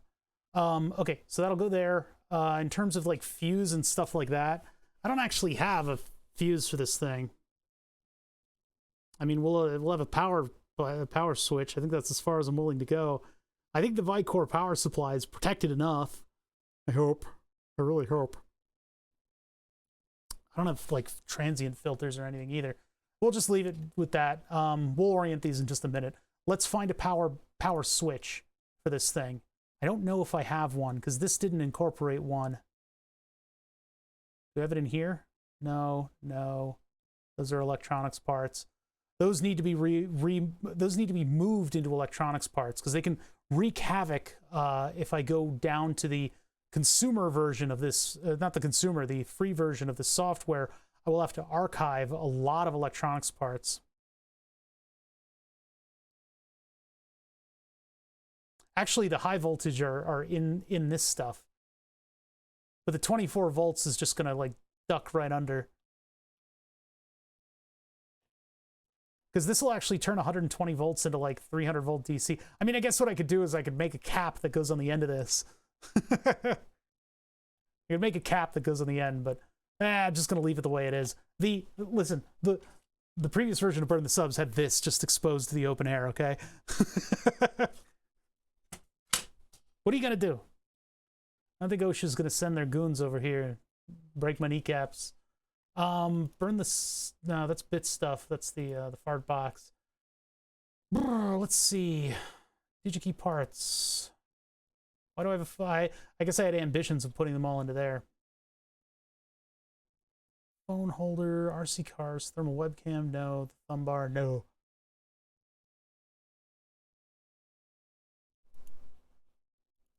Admin project. Let's see. Yeah, the Eagle libraries are just a complete mess. I don't, I need like a tool to help me organize it. I need something that makes, because like Eagle gets all this, Fusion gets all this credit for being so incredibly intuitive, but when you get into the Fusion Eagle part, everything starts to get a little bit crazy. Eagle was originally the darling of the DIY world in terms of being able to create circuit boards, and Fusion stopped, they bought it, which was fixing to be a good thing in my mind, because with this very intuitive three-dimensional design, you can make a three-dimensional circuit board and then throw it in an enclosure very easily, and everything looks nice, and you can do all the cool analysis views that get you viewers on Twitch, right? The only problem with that is that Eagle has some unintuitive stuff baked into it, and I believe the Eagle people have absolutely no fucking clue that they are, in fact, the most frustrating, unintuitive things in the world. So they haven't seemed to have too much fervor or drive to fix some of these unintuitive things about creating three-dimensional circuit boards, and it is very frustrating. I have managed to get a workflow down, but it is so complicated that I have not been able to dedicate time to, for instance, cleaning out duplicate parts and getting them all in one library so that it's neat and organized and trim and prim and proper and good. It's very difficult. It's very, very difficult to work with. And if I could sit down for multiple, I'd have to take a week off, I think. Sit down with a pot of coffee every day, get up at the crack ass of dawn, sit down in a fucking isolation booth, floating in salt, and use Fusion 360 all day to psychotically organize everything. I would have one good library of parts that I know works well, and I could do multiple designs off of that from there. I would be able to just bada bing, bada bang, bada boom, just create these beautiful 3D rendered circuit boards one after the other very easily. Unfortunately, that's not the case. That's just not the case. Print helpers? No. Phone cradle? No. Nod parts? No. Small stuff? Nah. Nah. Where was it was the managed Eagle libraries, but there's nothing, there's no switches, there's no three-dimensional parts in there. Looks like we gotta import a switch. So the way that I like to do this, because this is a panel mount device, I'm not really sure. The BTS, that's bits stuff, not BTS stuff. Burn the Subs 4? No, it's motor stuff. Computer. I'm actually kind of shocked that it's not in the computer, because DigiKey Parts is empty. Default project, no. Norn, Julian's Norn is totally different. Octopedal, Didn't have a big power plug. Optics stuff, of course, no.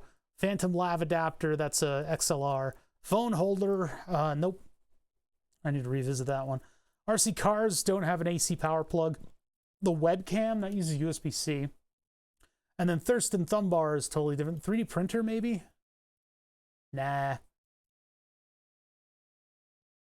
Yeah, this is the power switch for the 3D printer. I didn't end up using a big rocker switch. Okay, so back we go to, and I'll probably just put it in this folder, even though, I mean, this is like more of a universal kind of thing. So let us find a part. So I am going to find it from GrabCAD. That's usually my go-to for this kind of stuff. They'll have fancier parts on it sometimes. And since it is a CAD website, you can generally, very generally, assume that the dimensions are okay. But yeah, GrabCAD was bought by an industrial company, so their front end looks like not the website that you think it is. You go to community and library, and then you need an account in order to download stuff. Am I Ukrainian right now? Or are they just supporting Ukraine? That might just be supporting Ukraine. So yeah, general purpose, just CAD files that other people want to share. And I'm going to look up for single pole, or no, let's try rocker switch. There's going to be about 10,000 different iterations of what I'm looking for. I'm going to look for the more generic looking one that resembles the switches that I have, not the ones with the red on them. Mine are black, even though I could just, you know, change the coloration on it. But I'm looking for this little guy right here, and maybe an offshoot of that one. So I'll open that in another window, continue hunting. That one's close, but it looks a little weird on the edges. This one has all the mechanism in it. That's kind of neat. That's gonna kill my CAD program, but it does look like the right thing. Yeah, I'm looking at like the little details, the ones that look just like, you know, what I'm using, instead of like a kind of a wonky rendition of it. They'll do things like have that little bit of a chamfer on the outside edge of the switch and stuff to resemble the plastic that these things are. I have some of these in a drawer. Since this is panel mount, I don't need this to exist inside of the electronics CAD. This library is golden sometimes. Yeah, sometimes you find like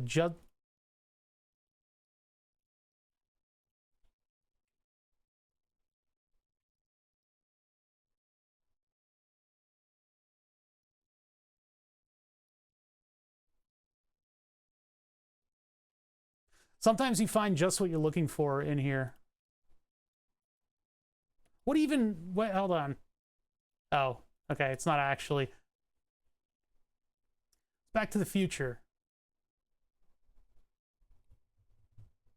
It's a Back to the Future prop. Oh my god, people asking what that is. Need to go watch Back to the Future.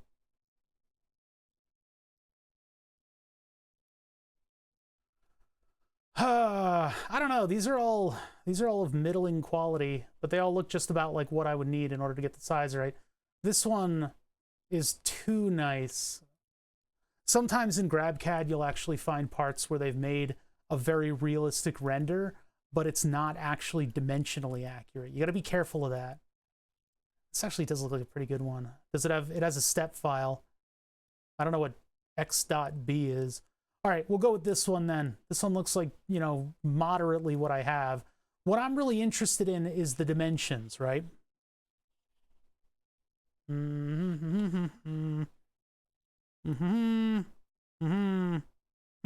how's it going? Glasses reflection I gotta be careful of. There we go. You guys are so weird that you know, passwords. Or let me move the camera so that you guys can see my fingers.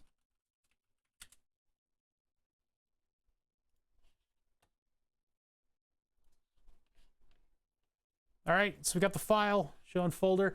Now I think Fusion 360 does something very similar to what Xbox Live used to do, where they actually delay what you're trying to do in order to keep you from abusing the feature. I should move that DB connector into the base admin project folder. I don't know, the DB connector is like a generic part, and I kind of don't want it only to be available in this folder, right? what is that one? That actually needs to be moved. So move that into admin. The disorganization of all of my folders has been getting to me in this CAD software.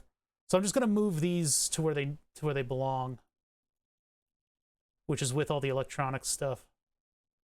They're technically, they are mechanical. Is there anything else? That is a mechanical thing. I mean, maybe the generic mechanical parts should also be moved into folders too, but all right, cool. Now it's only the specialty stuff.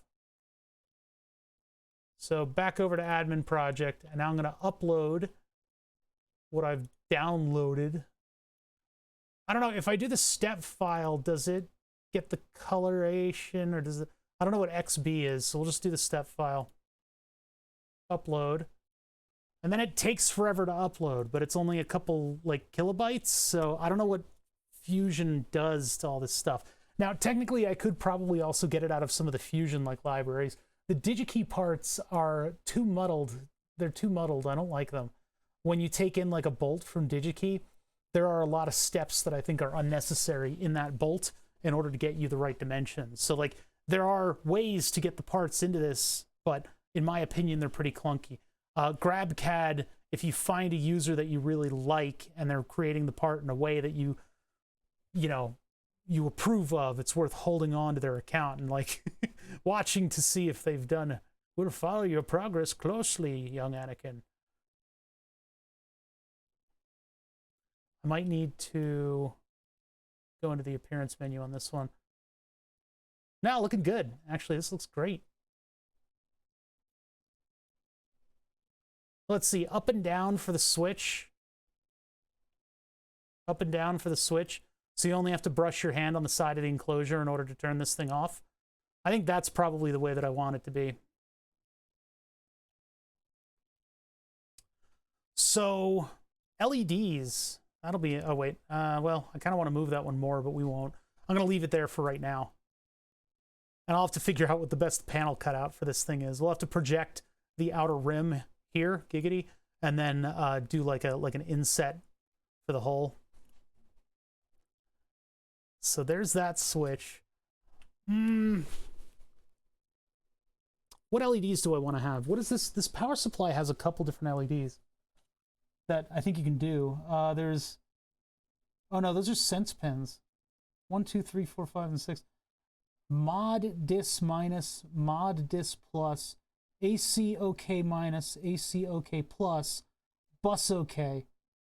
So what is mod dis?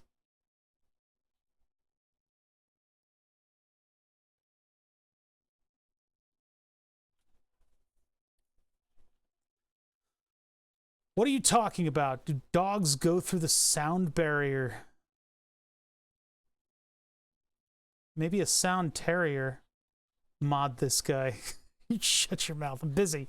I'm busy. I'm thinking about other stuff right now. Don't you freaking completely derail me like that. All right, so we got our switch. I'm going to get like a generic LED from here, even though it's not technically an electronics part LED. I just want LED, and I want it to be a... Actually, I kind of want a 2mm LED. No, it's 3 and 5. I need a 3mm LED.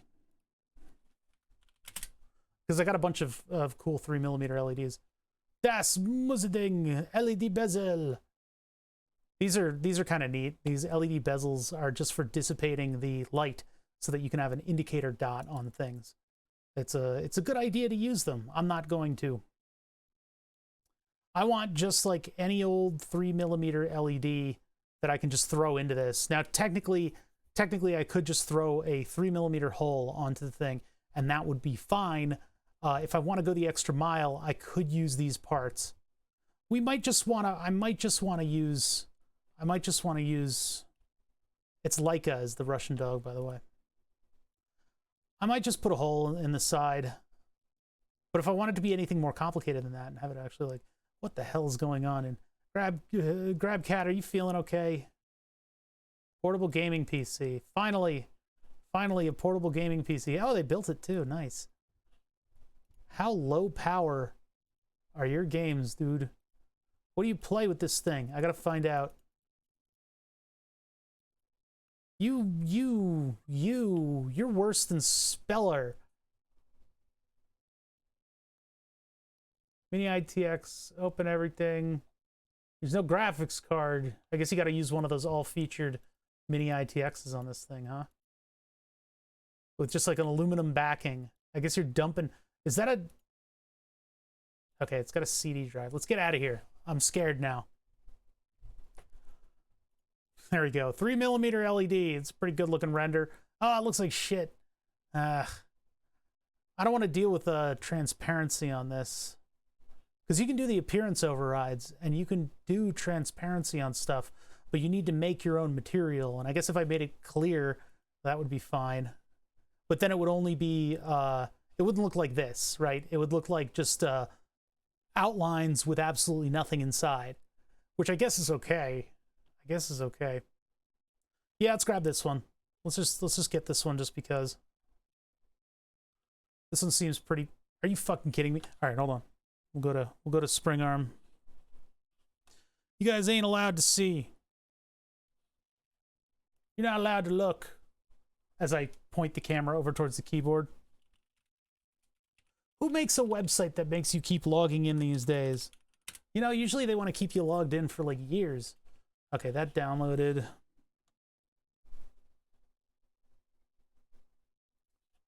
That deloaded. So let's, now that we've got that, close this window. We're already starting to have all the creepy features. I mean, the feature creep that we're doing is starting to... Let me make a new folder, and I'm going to call that panel mounts. Because panel mount stuff doesn't go in the schematic, because it's panel mount, you know? It's going in the panel. So I'm going to move all the panel mount stuff that we just got in here. Spring guide should go in. Why is that even in there? Move. That goes with steering wheel stuff. DB15. Move that. That goes into panel mounts. Where else? What else? La la la la la. Crabcat is super sensitive info. I can't believe that World of Tanks has to once again, I think it's World of Tanks, or maybe it's one of the other ones, has to once again advise people not to leak security secrets in order to win arguments in their forums. Again. It's like, this is like the second or third time somebody has leaked sensitive information about a tank, like the location of the ammunition or the layers or the thickness of the armor. That is, because remember, if it's leaked, it's still classified and you still get in trouble for sharing it. That was a big deal because when I was working, you know, in that sector, all of the Snowden leaks happened, and the advisory from the brass, or who, not the brass, but you know, the people up top, they basically said, look, it's leaked, but it's still classified information. You're not allowed to look at it or share it because you have security clearances that you can lose for doing exactly the thing you're not supposed to do with a security clearance. So even though, you know, it's leaked and a bunch of people have that information, you're still sharing it is still taboo. You get in a lot of trouble. Printer. Was printer in the root directory? Panel mount, phone cradle. Print helpers is not it. Raspberry Pi steering wheel. This is this printer LCD frame. I kind of should get rid of it because it's not a part that I need anymore. It's for the old design. Just a marketing trick? No, it's not. It's unfortunately not. Printer. It was like 3D printer with a T. Yeah, there it is.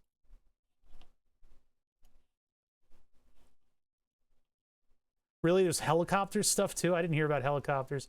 Where is that LED that we uploaded? Oh, we didn't even upload it. Bonk.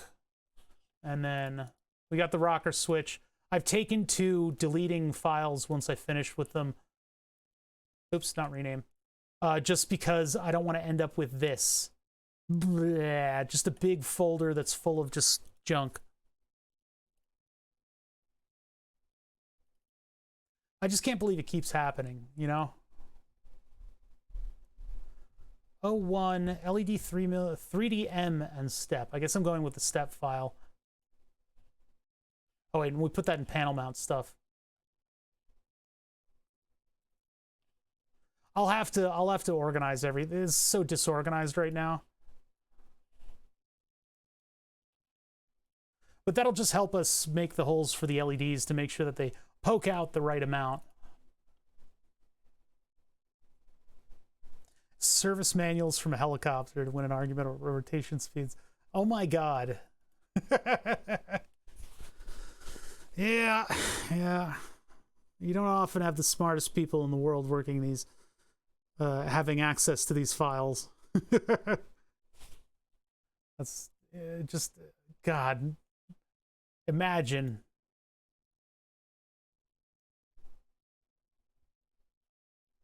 Well, I don't know.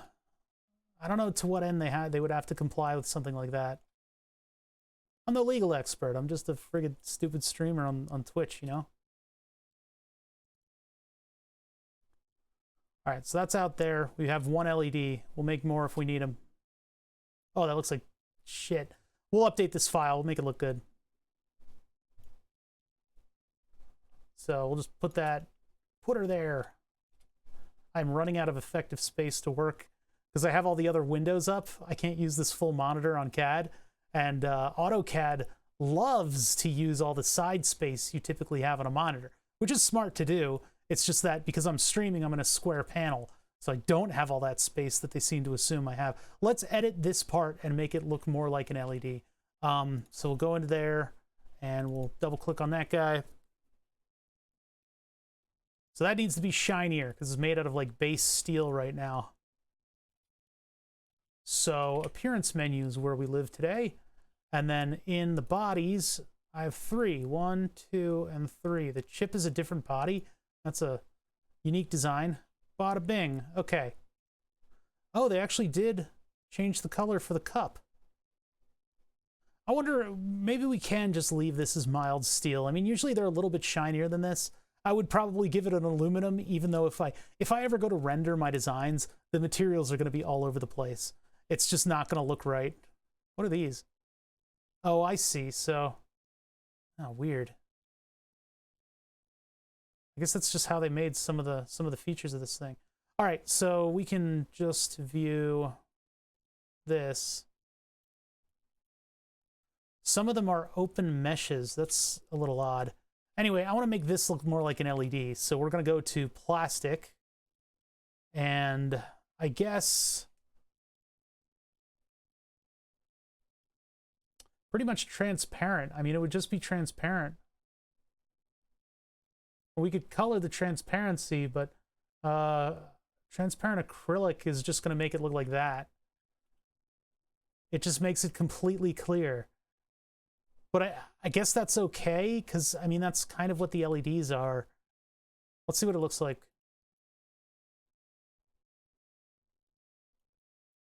I mean, I guess I could live with that. It's the surface that I would be using in order to make cutouts and stuff is this. You know, is just the lens. Oh, it unviewed them. It's like a little too clear to be an LED, you know? We can alter the appearance on that, but I don't want to spend the time, so I'm just going to save this. Just going to save it up. Save it up. And that needs to be updated. Update external references. We're getting there. The design's getting slightly more complicated piece by piece.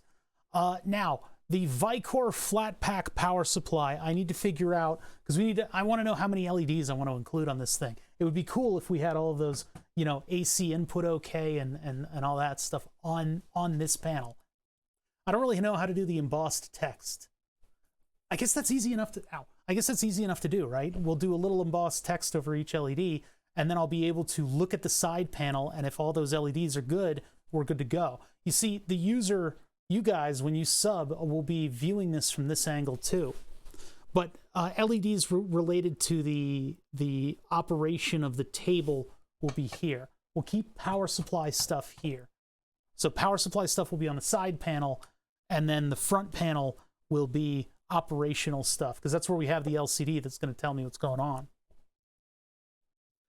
More service manuals need to be leaked to the internet. Not about classified stuff. Let's just make that clear. I agree that more service panels should be on the internet. Service manuals should be on the internet, but not in the context of military secrets. Those are a little bit important and possibly not to be neglected. All right, let's see. I want to do. Oh yeah, we need to look up the Vicor flat pack. I have so many windows open. Vicor flat pack manual. Oh, they're a family. Oh, it's a family. We here at this business are a family, which means I can exploit you and you don't get to complain. Internal supervisory circuits, ACOK. What is mod dis? Hey, mod dis. Mod dis, right? So, I mean, ACOK and bus OK are definitely things that we can flip onto.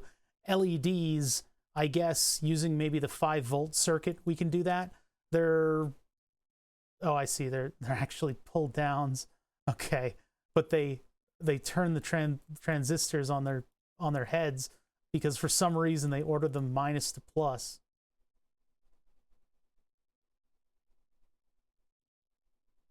Mod dis. Apply current of 1 to 30 milliamps to disable output. Okay, so we're not doing that. Mod dis input. No. Signal timings. Output trimming. Blah, blah, blah. Oh, here are the dimensions. Is it going to be 120? Why doesn't it fit on the page? Wait, why doesn't it fit on the page? Why doesn't your own drawing fit on... This is the worst manual that I've ever found. What did you guys do? It seems like the font is too big for the page. Let's see if they corrected it anywhere. Yes, they did. This is a much cleaner data sheet. All right. maybe these shouldn't be leaked. Let's see. Son of a bitch.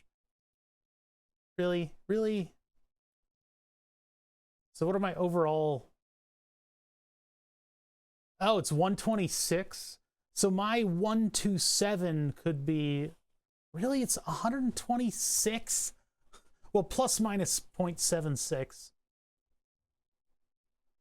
Which doesn't get us to 127, but I said 127. So the holes are still going to be off by a little bit, huh?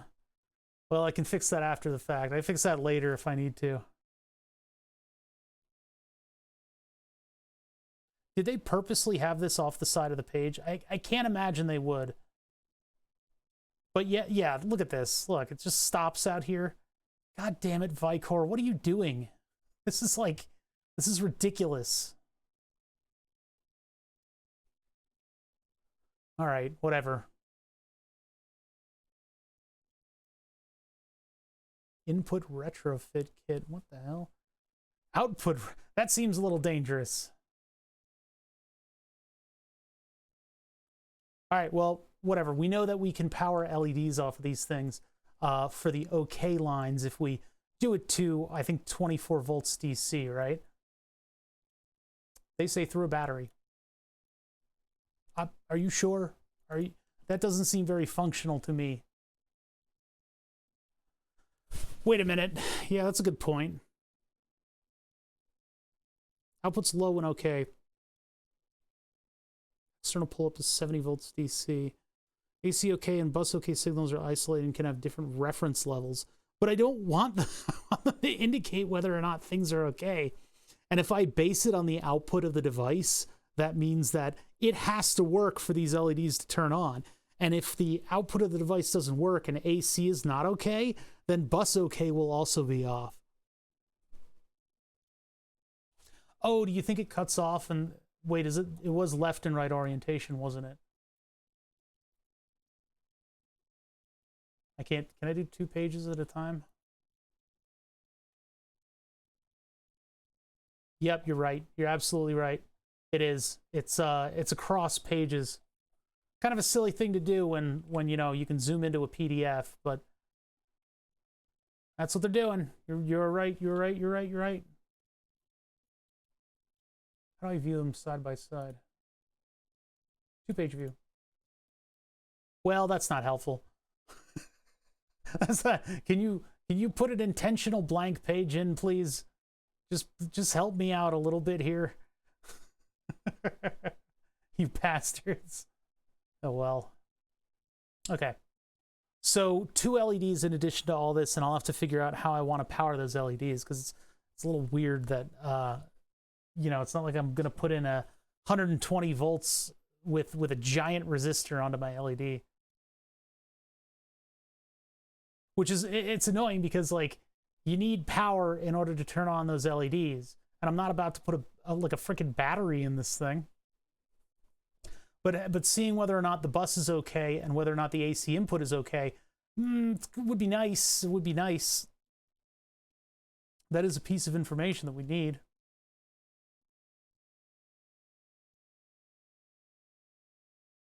Yeah, bus okay and AC okay. All right, so we need 2 LEDs for that. We need a 5-volt LED. We need a 12-volt LED. Do we need a 24-volt LED? Because AC okay, or sorry, bus okay, means 24 volts is okay. We just get more information on that same one. So these 2, and then 2 more. So we only need 4 LEDs to do all of our things.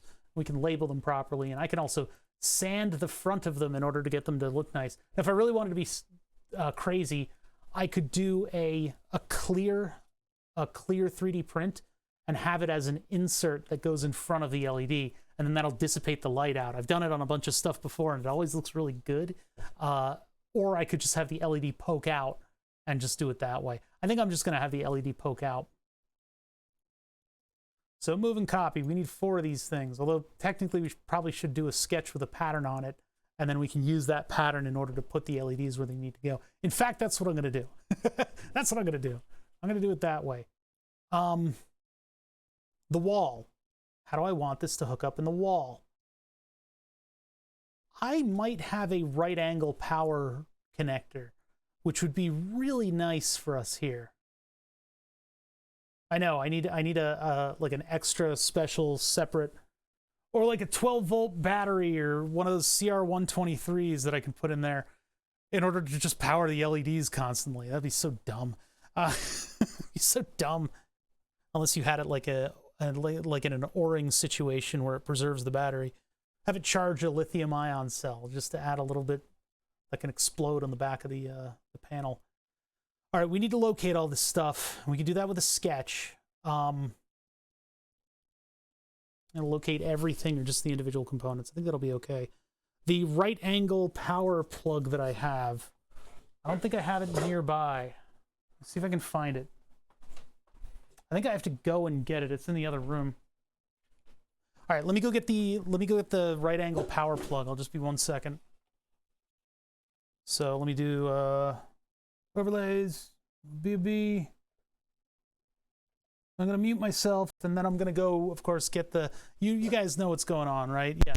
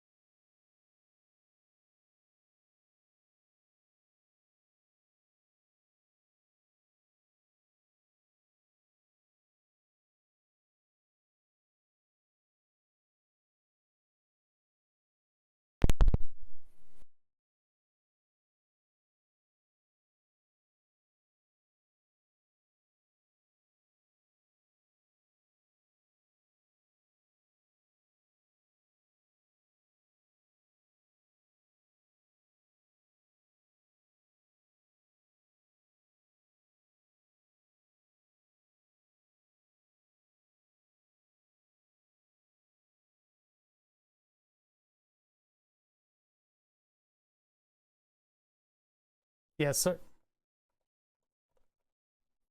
Okay, I hit the mute button and it worked so quickly it wasn't actually unmuting me. Now I'm unmuted. So I need to know what orientation the most generic. Please don't suggest I do stuff.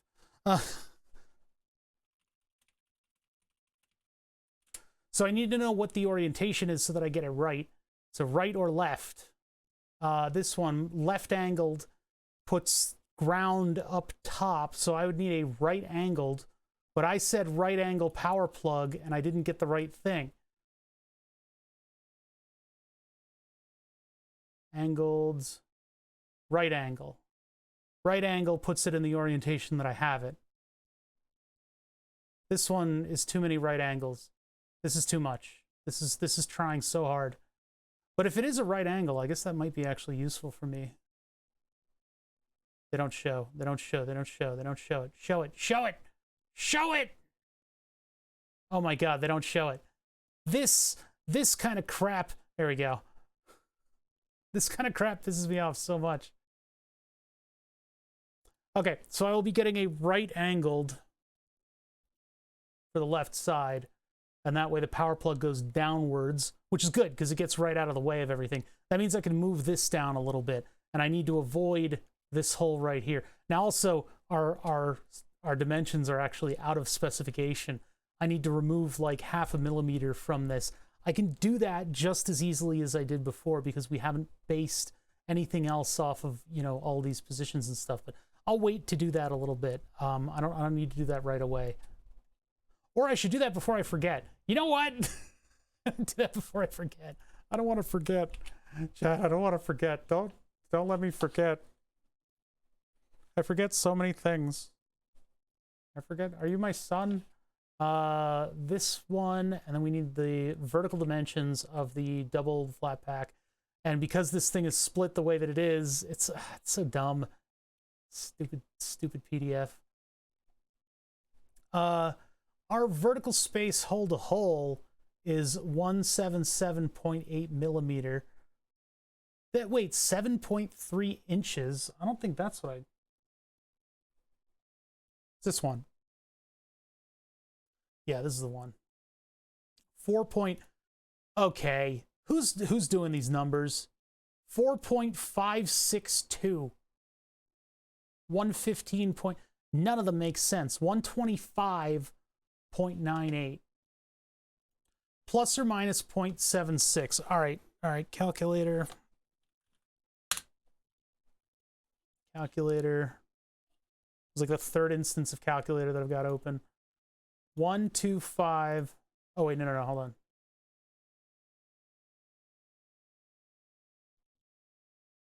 .76 over 2. Oh, no, never mind. No, I want 125.98 plus minus. What was I thinking? I wasn't thinking it was plus minus. I was like, I don't know. My brain went to a weird spot. So 125.98 is what I want it to be. Everything else should work out. So going back to this step, I'm going to right click and go to edit because everything will get slow.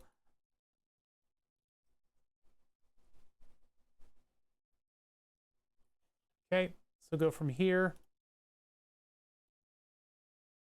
to here, 127. You guys are not helping.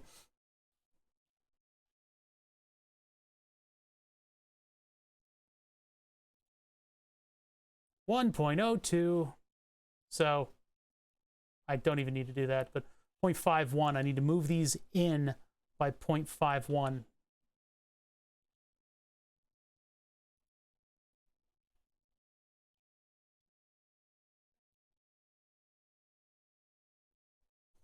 Negative 0.51.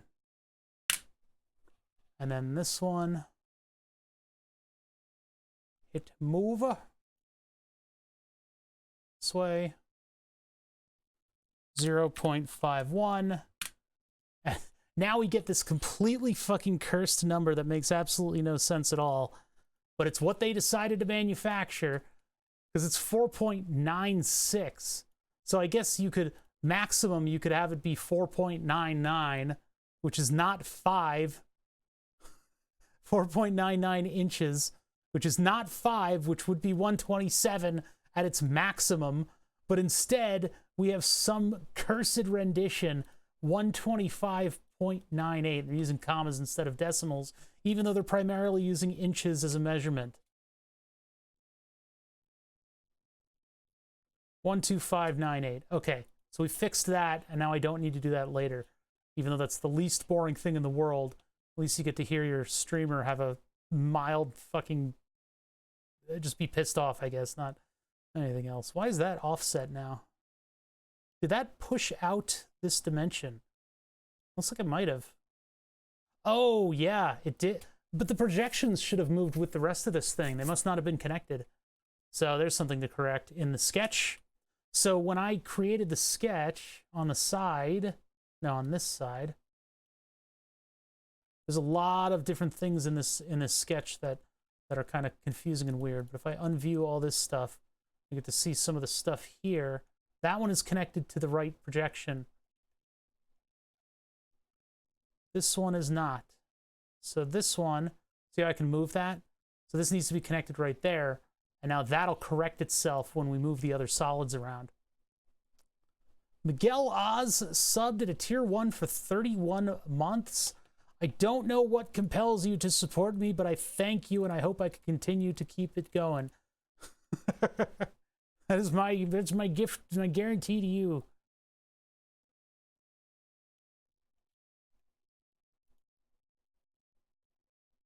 I do really appreciate it. Thank you very much for the continued subs. They help me keep going. They do. I think the center of this part is going to be the screw holes. I'm looking at this power plug right now like it owes me money. Let us move this and center it right here, and then I'll kick it up a little bit so that it's out of the way. So I'm going to do... Well, I guess I could just do a move command. Just a vanilla move command. Components. That's this guy right here. We're going to go point to point. I'm going to go on the inside. Highlight the circle, hold control, go to that point right there. That highlights the circle anyway, and then I'm going to move that to here, to this face, make sure it's the right face. It's right there. All right. Go back to this, and now just punch it up a little bit. That's pretty good. I could go a little further up than that, but I think that'll be okay. Yeah, this is what Fusion allows you to do. You can do all kinds of cool little things like this. I don't know if other CAD programs probably have an equivalent, don't they? See, what I'll do is instead of... I had troubles with the other power plug where it didn't go in like this. So taking this directly is going to be a problem. I think what I'll do is I'll take... I'll try to take like points on the corners or something and just open up just a large opening here so that I can get a different power plug. And I mean, I think the vertical is good. So I guess if I measure that vertical and just make like an offset over here, I can make a vertical cut and then just open it up. I think there's another dog over right now. I think I hear a different dog talking. I think I hear another puppy upstairs. There's all these puppies around. We're getting to the time when people come home from work, so there's a...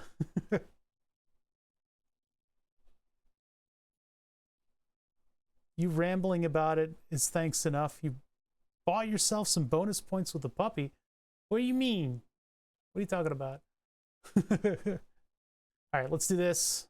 Oh, the dog has friends. Yeah, she's more social than I am, and it's kind of a problem. Last night I was taking the dog on a walk, and it was the middle of the night, and it wasn't really the middle of the night. It was like 11. Actually, no, it was 10:30, 9:30. That's right. She went to bed early last night. It was like 9:30, and oh, this isn't point to point. Hold on. We need point to point.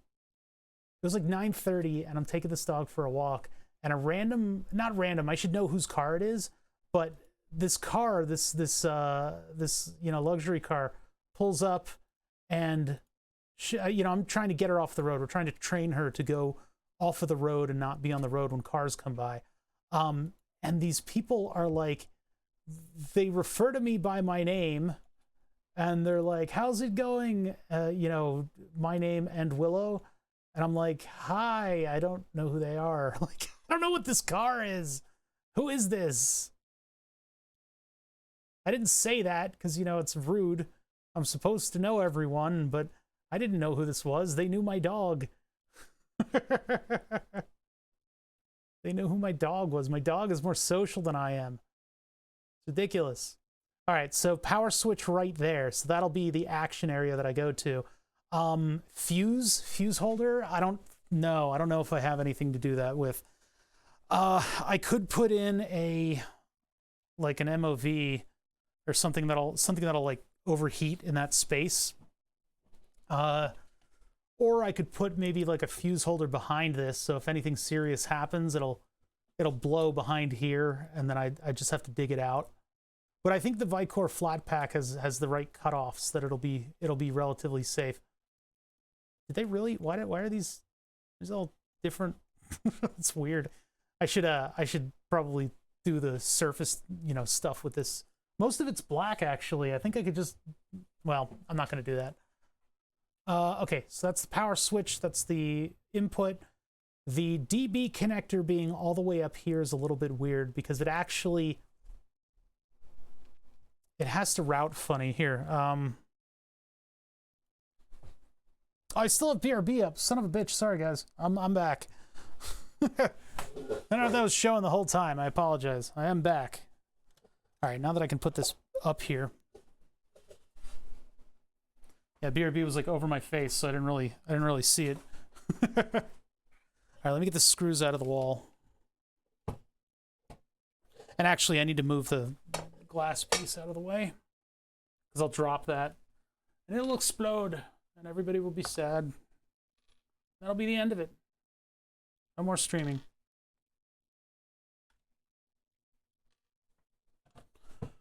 All right, so this goes here. And I can move it over a little bit if I have to, but I need a clear space. I actually need something to grip on this so I can use one hand. Power plug down here at a right angle, so that immediately exits. But here's all the cables right here. Make a little bit more sense if I either moved it away, which I kind of run out of board quickly with that. I need it to be able to have like a big umbilical cord that comes up like that and goes in here. Or I need to like reorder everything, or I need to put it all on the other side. Because like the DB connector here and then the power plug over here, but I want everything to kind of be visible for you guys. So I want everything to be on this side. So I think what I need to do is push it out to here and then have the same setup, and I can have the DB connector come up and over, and then the power switch needs to have kind of a clear area where I can hit it easily, because that's technically my emergency cutoff. Yeah! Jeez, this thing is not light. Not light, not light.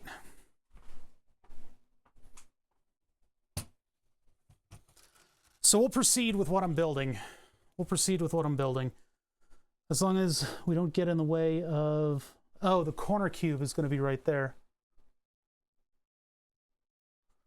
One more thing for me to include, which is the cross beam.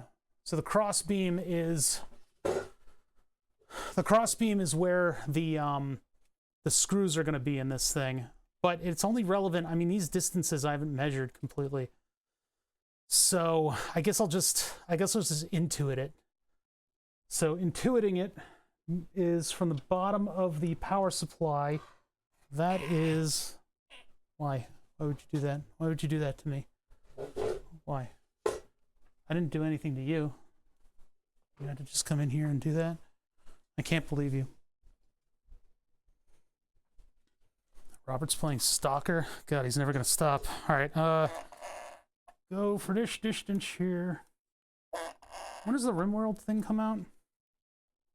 436 millimeters from the bottom of the power supply. So from here, 436 millimeters is where I need a corner cube that I can access from from the front so that I can get everything and put it on the wall and then screw it into the wall.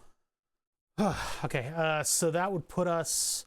Do I have a corner cube? I think I do. Let's do this. I think it would be in... Yeah, the corner cubes that I have are silver, though, but I can just put one down as kind of a reference. So I need to go into computer stuff, because the computer is where I'm using the Maker Beam the most. That's why, you know, if you have a stock of this stuff, it ends up kind of taking over. I like Maker Beam, though. You can do a lot of cool stuff with it. We probably could have done the optical experiment using Maker Beam. Maybe not. That stuff flexes a little bit. Maker Beam. Maker Beam. Rails. And then we're looking at... Oh, I've got both of them. Okay, cool. Bring that one in. Give me that corner cube. Give me that. Give me... Hello? Give me that. This drawing is... Oh, I see. I'm in an old position step. That's right. Finish position. Okay. I guess now the position step all the way... Okay, yeah, that's for those two. Yeah, let's pull this one in. And move this one over here. We'll just do that for now. Because, yeah, I'm going to use these as basically eyelets on the ends so that I can drill a screw through the entire thing. If you use the proper countersunk screw in these, they don't interfere with the stuff. So anyway, let me put that there, and then we'll get it into position.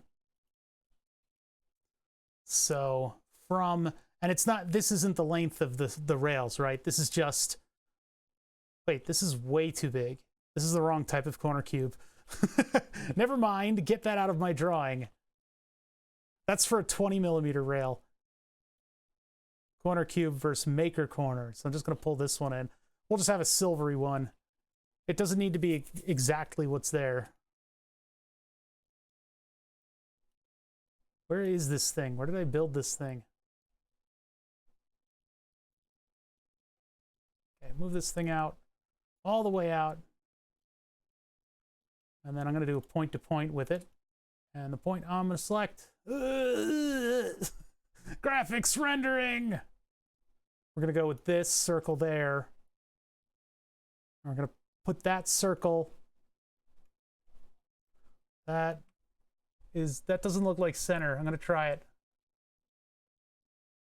It is center. All right, cool. Here's the trick. Go back to here. I'm going to move it over by 10. So now it's in the proper spot on the side where I want it to be.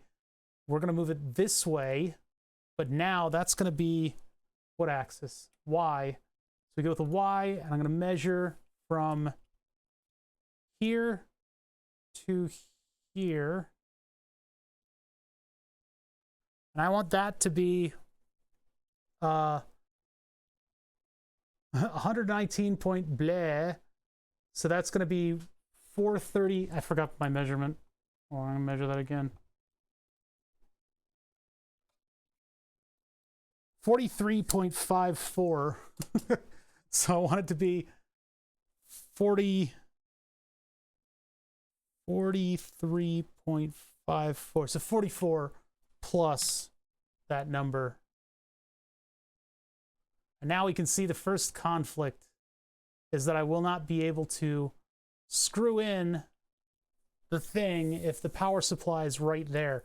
Now, I'm not going to use all these threads, so I guess I can bump this down a little bit so that we can clearance this surface and this surface. And that way I'll be able to fit the screw down there. It'll still be a bit of a struggle, to be honest. But at least I'll have that fadeaway right here that I can use. Because, yeah, that's a problem. That's where the screw wants to go. And it's already covered a little bit by this piece. I'm going to either have to cut or you know, make a cutout for that. Because I don't really have the means by which to put a space on it, like to space it outwards. I guess I could try to find like a Maker Beam corner that would allow me a little bit more freedom, but that's just where the runner boards are that hold everything up. Now there is a little bit of give and take. I guess I could push this up just a little bit.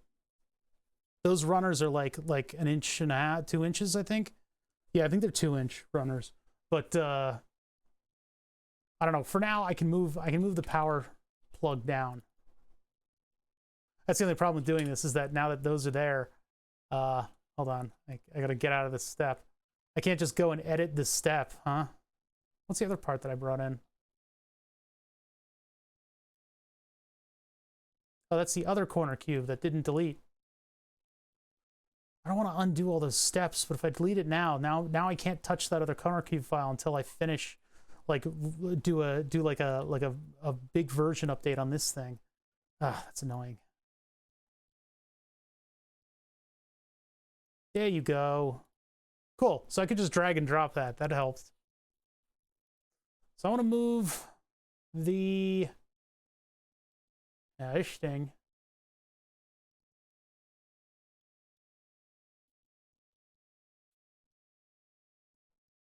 That gets it out of the way. Yeah, the cap head on the screw is going to be a real big problem with this, isn't it? I guess I sort of was aware of that. I just didn't really think about it much. I don't really want to widen the rails. I mean, I guess I could. Actually, no matter how much I widen the rails, I need to have the thing screw onto the sides, so that's not going to help. I think I'm just going to have a little cutout in this piece right here, which means that it's going to be kind of ugly, because this is the side that goes on the bed, basically. So I'll need to have like a little cutout here. It's going to be a weird kind of cutout from the side panel that I'm going to make this into.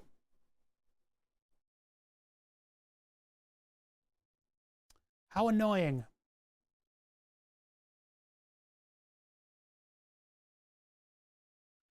Can the screw not go a little below the box? You mean like below this?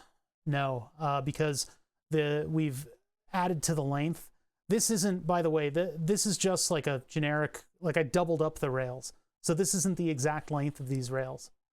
These rails go from the very top here to the very bottom. But in addition to that, the way that Burn the Subs is mounted to the wall, there are 2 runners that are running horizontally, and that's what all of Burn the Subs has been mounted to. So if I want this thing to mount to the same space as Burn the Subs, I have moved these 2 rails here to where the runners are. So unless I want this to dip down even further below, I mean, if I move these 2 in proportion to one another, I guess I can get away with that too. But this is always going to stick out from the side a little bit. There's not really much I can do about that, sticking out from this side. And I'll redesign the feet for this one so that they screw in on the side and also hold a latch. If I can find my latches. I gotta really take a look for those. I don't know where they are. So these 4 feet I'll be printing again, and those will go, here and then lock the box in.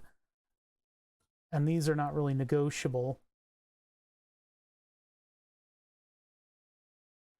If I use a screw that'll go into the corner cube, I'll be okay. Sort of. Sort of. I'll just have to make a slight alteration to the insert right here. If I use a countersunk screw, I'll have to find one that can hold up the weight of this thing. But that would work. I need to find a long countersunk screw that fits into here. Because yeah, that's a tough spot. That's a very tough spot. But if I do that, because I want this to, I don't want to struggle too much to take this thing off of the wall. That's what I'm considering here. Is I want this thing to be removable from the wall as a unit. Cutting off the liquid is going to be another thing that I have to figure out. I don't know how I'm going to do that. I don't really know.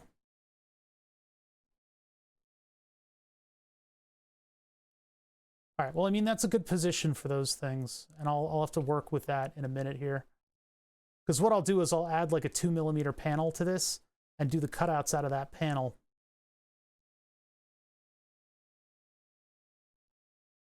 can get away with moving that down a little bit more. I guess I don't need to, do I? Because it's not like I'm going to get out of the way at this point. So we'll just leave it be weird and asymmetrical. That's a little bit triggering. I saw those, the D-sub connector with the tubes in it. That doesn't cut off the liquid flow, though. That's the problem with that. Oh, yeah, I need a panel mount. All right, and what's the size of these things? Panel mount. Oh, wait, I have a CAD drawing. I don't know, this might be something that's too expensive, but I do have in Burn the Subs 3, I have this thing, 1/8 nipple. I can't say that on Twitch. So 1/8 of an inch tubing.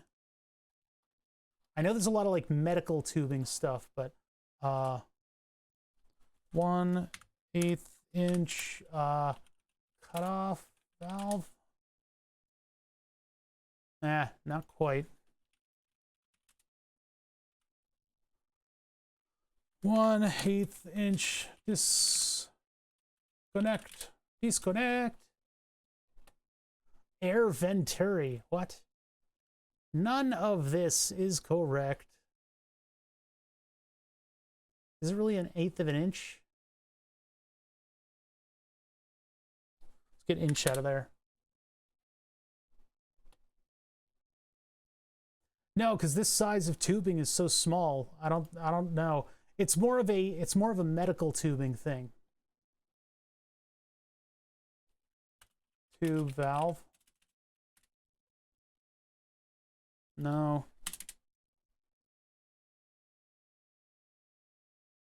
There was a medical supply company that I saw that had a lot of the like smaller tube stuff. Yeah, these are compression fittings and stuff.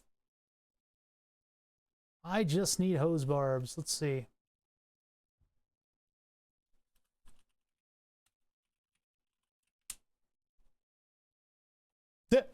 That's for my battery disconnect.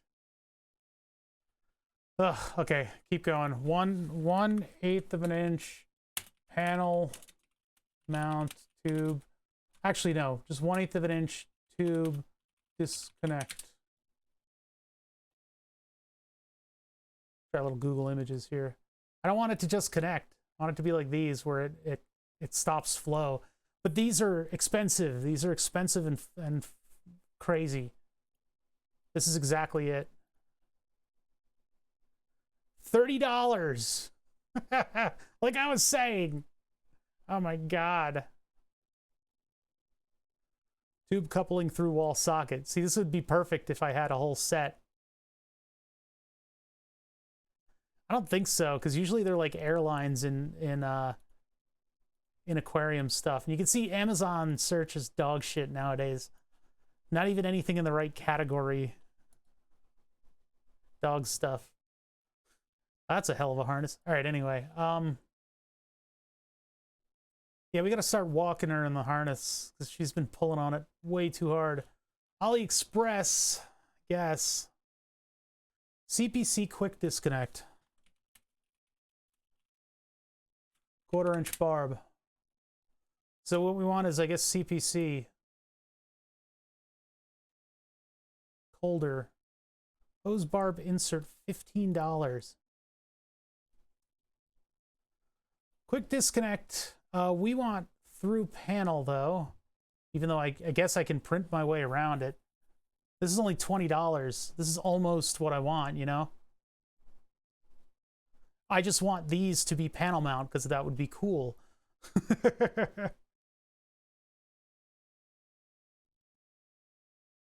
1/4 ID hose. Yeah, so this is pretty much like very close to what I need. These are like medical things. Although, if that doesn't cut off, that means that there's going to be a significant amount of water that comes out of it when you disconnect it. I don't want that.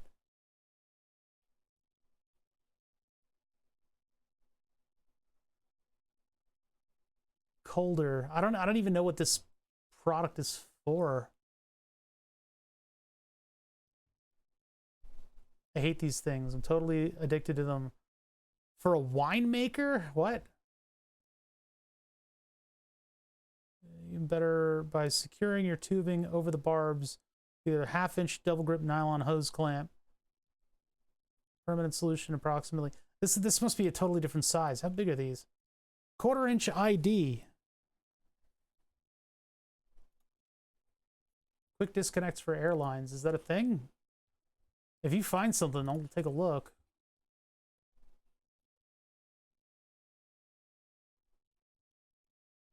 I don't know if this is a 1/4 inch. I think these are much smaller than a 1/4 inch.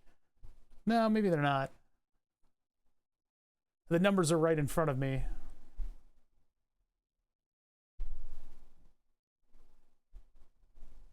.2 inches, 0.16. Hold on. Yeah, I think we're talking about 1/8 of a millimeter, to be honest. I think I mislabeled them. Those are like 1/8 inch headphone jacks. Yeah, we're talking about 1/8. These are the wrong size. All the stuff that I just looked up, wrong size. This is way larger than what I'm talking about.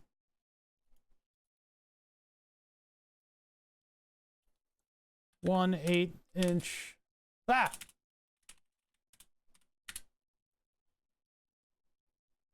One-eighth of an inch barb. Blah blah blah. It's like $40. Metal, hell yeah. Oh, Cole Palmer. You and your prices. Gotta request a quote. I hit escape as if it was a CAD window.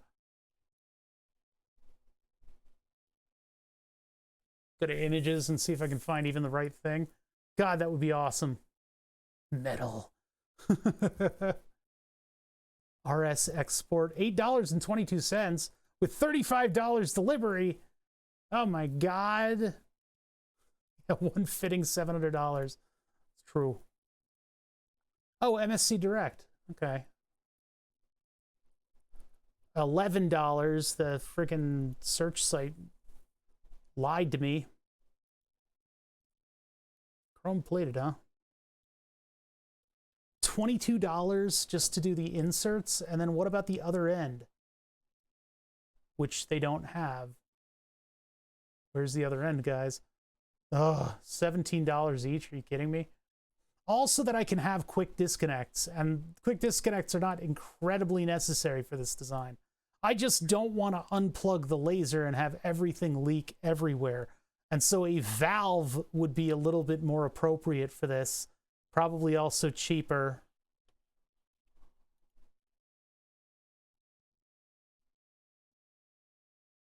That's kind of the, yeah, they don't like to sell it to hobbyists, and so we don't get the cool stuff when we look this stuff up. Gangrene Fiend, I remember the name. How's it going today? I'm doing good. We're just looking up hose fittings, which is a little bit depressing for us because we don't get access to this cool stuff. We don't get all the cool stuff. So, all right, moreover, I just need a valve. 1/8, what, like just valve. 1/8 valve. Oh God, it's all horse shit. 1/8 of an inch, panel, mount, valve. I think the best I can do is just have the ability to put my, maybe I need to get another one of these. Well, yeah, that's the size of the tubing that we're using. That's what gets us all the way to the laser and back. 1/8 of an inch fittings. We don't need more than that. We don't need a ton of airflow or water flow to do any of this stuff. And so I've got all of the fittings for it. I got everything. Hose, barb. Adding panel mount to this gets us into a weird space. Wait, it showed me the thing that I might have wanted, and then it just took it away. See, the quick disconnects would be nice. Oh, hello. Hello, hello. Hello, hello. What are you? Yes. $10 each. Hey, yay. See if Amazon has it. That's a cool product. I like that. Absolutely not anywhere that I would be able to find it. quarter inch. It just ignores your dimensions. This fucking website. It might actually exist in here, but I'm not ever gonna find it. Maybe eBay.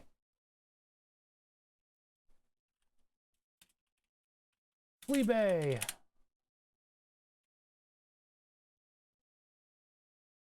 That's a Switch. That's not even close to what. That's not even. You can find some pretty brutal industrial stuff though on eBay.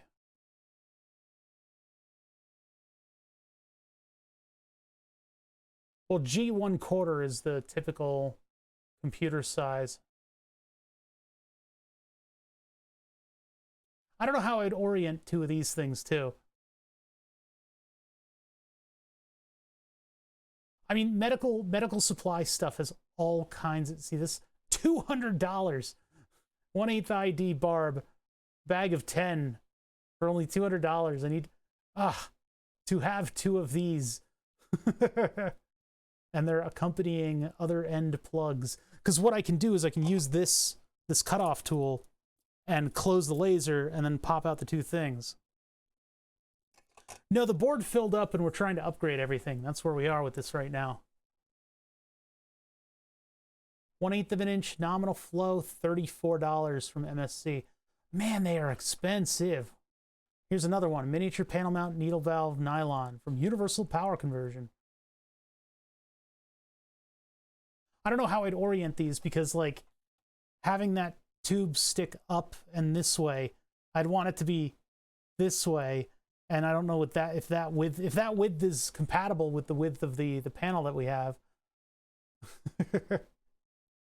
all these little issues, huh? Yeah, I'm trying to fit a square peg into a very round hole. That's a weird one. $15 again. Damn, look at that thing pour water. Hospital estate sale. Ah, man. They just break into an OR and just steal all these things.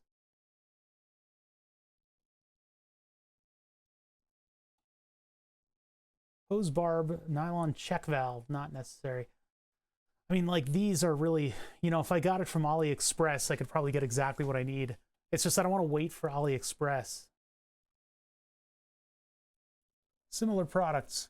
Reducing, hose barb, panel mount, nylon needle valve with brass. Yeah, this would be good. I don't really need a needle valve. It's just this is the most compact thing that I've been able to find so far. Finding a CAD model of this thing would be nice. Yeah, the only thing, unlike their name, is the express part, huh? Woo! 1/4 inch line. I'd have to adapt the line down. Also, that's a little awkward.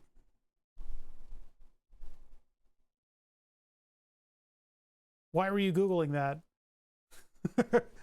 Why'd you Google that? Why?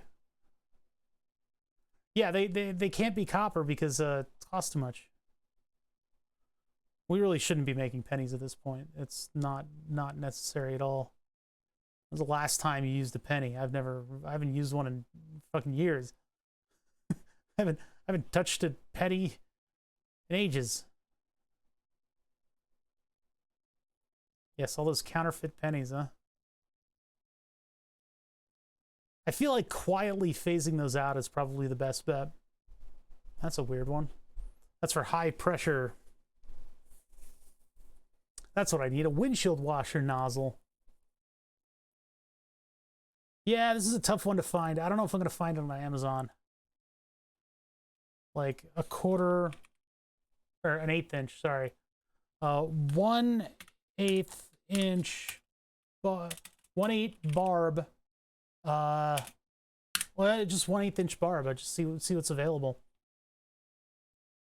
So in terms of hose barbs, you can do everything in plastic, nice clear plastic.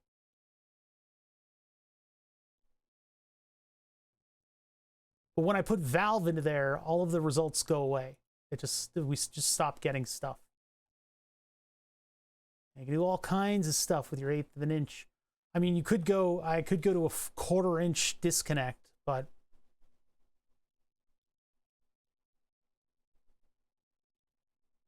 Mm-hmm. So let's see.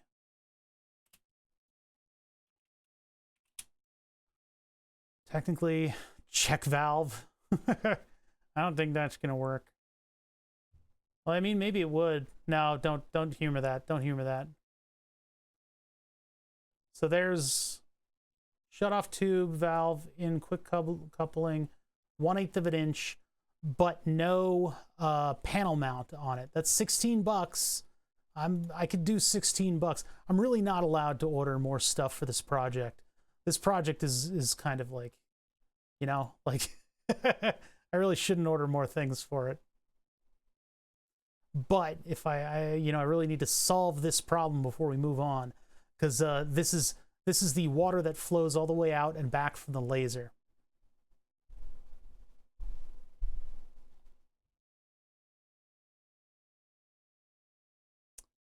Yeah, you'd think there'd be more kitschy solutions for this whole thing. Here is the singular $18 panel mount one. One for $18. Can you believe that? Only 20 left in stock. I wonder why.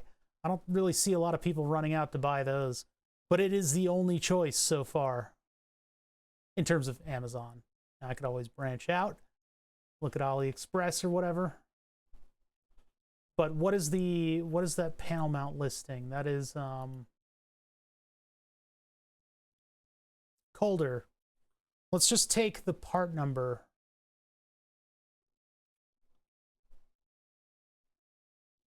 Eighth flow, 16th inch barb. No, that's even more expensive. Yeah, these are expensive, man.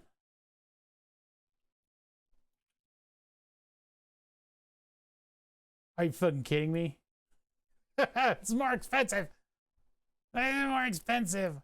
That's barely less expensive. Yikes. It's just, oh, there we go. Pack of 5, $105. All right, let's try this. Freshwater systems, $10. RS export is $15. RG, I don't even know who the fuck these people are. Shopping, you know you're desperate when you go to Google Shopping. Look, I just pushed the $10 one away. Granger has it for only $20.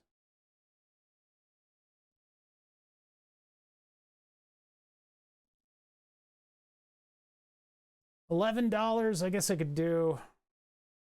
Freshwater Systems has it cheaper though. So can I find this? This is the Hail Mary right here. Hold on. Grab card.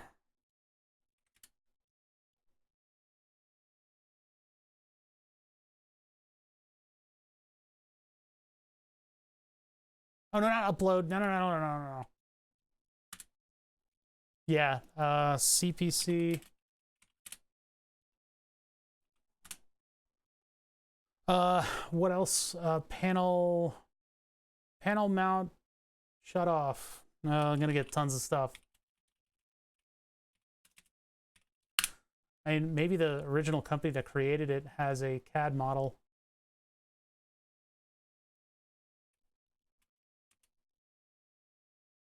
Yeah, they do. Products.cpc worldwide, huh? Cool. Download CAD details. All right. Love it. Login? Hell no.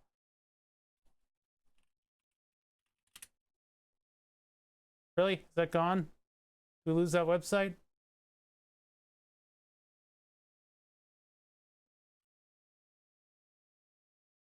Oh, I could just get it. Download CAD drawings. I think it, yeah, it definitely wants me to register. These are the details.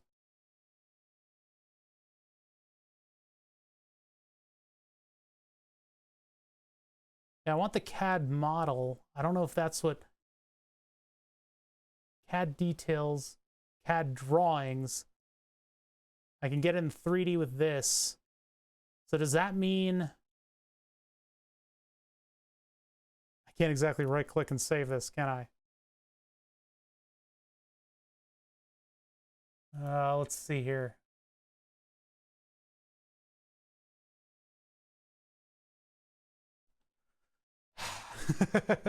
Resources.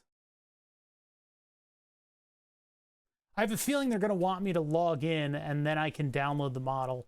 But I really just don't want to make a login.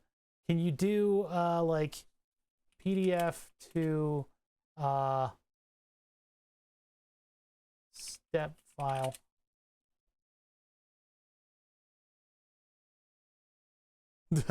Shadier and shadier. How deep do these websites go? Yeah, I don't like this.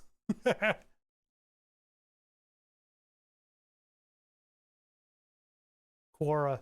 Quora's always got the right answers, right? Yeah. Get out of here.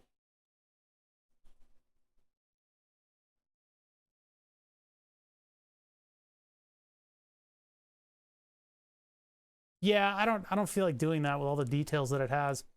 You know, you could actually just do like a cutout on the panel, which would be the right size hole based on their description of their part. But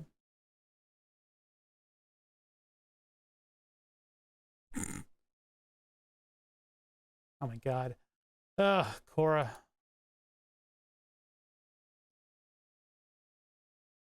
Yeah, so I guess there's a CAD, there's like websites that help you do this. 3D PDF to Fusion 360.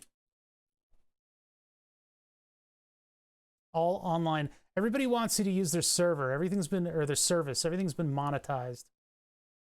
Exporter. Export. Converter. $50. That's all I need to know before I click the back button. All right, I have a little bit of research to do here to figure this out. And Bug Me Not. Is Bug Me Not really broken?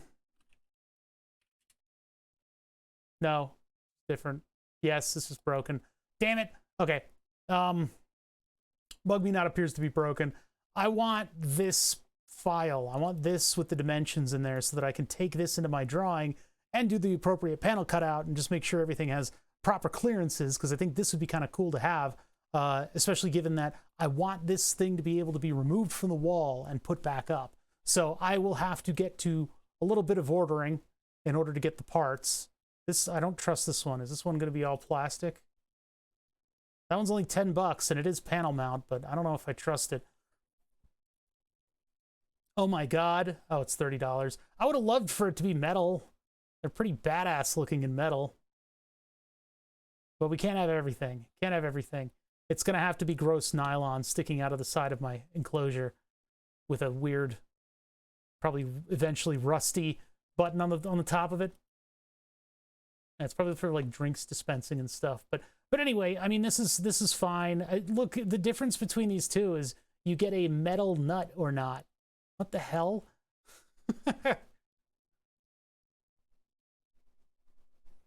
Monetization. I'm already a victim of it. I mean, you should know that my complaints about monetization are unfounded, mainly because I am monetizing my hobby. I'm one of those people. I've read this on Reddit too many times in the recent past where people are like, I would hate to monetize my hobby. Well, you know, that's where we are. This one looks like it cuts off both directions. It'd be nice if I could have that. Coupling body panel mount hose barb shut off. What the? It's so many words. But this is AliExpress. Where do they ship from? Oh my god. Kaneo. What? Am I still in like ruples? Am I in the right currency? No, I'm in the right currency. I had it on like Ukrainian money for some reason. It's hard to argue with 60 cents, especially given that we get exactly what we need here. Oh, that one even has right angle plugs. Although those don't cut off. This one looks like it cuts off. Because right angle plugs would really help. Well, maybe they wouldn't. Maybe they wouldn't. I don't think they would, actually. Okay, so two things. One, I'm probably going to have to order a couple of these from AliExpress. December. That just, the wind just like falls out of my sails. Now they're only 60 cents, so I could get 4 of them, but it is kind of exactly what I need. Why is that 60 cents? Oh, because it varies between them. If I actually choose the one that I'm looking for, which is this one, it's $1. AliExpress is taking a sip out of a fire hose, a sip of water out of a fire hose, because you have to couple in the amount of delivery time that it's going to take.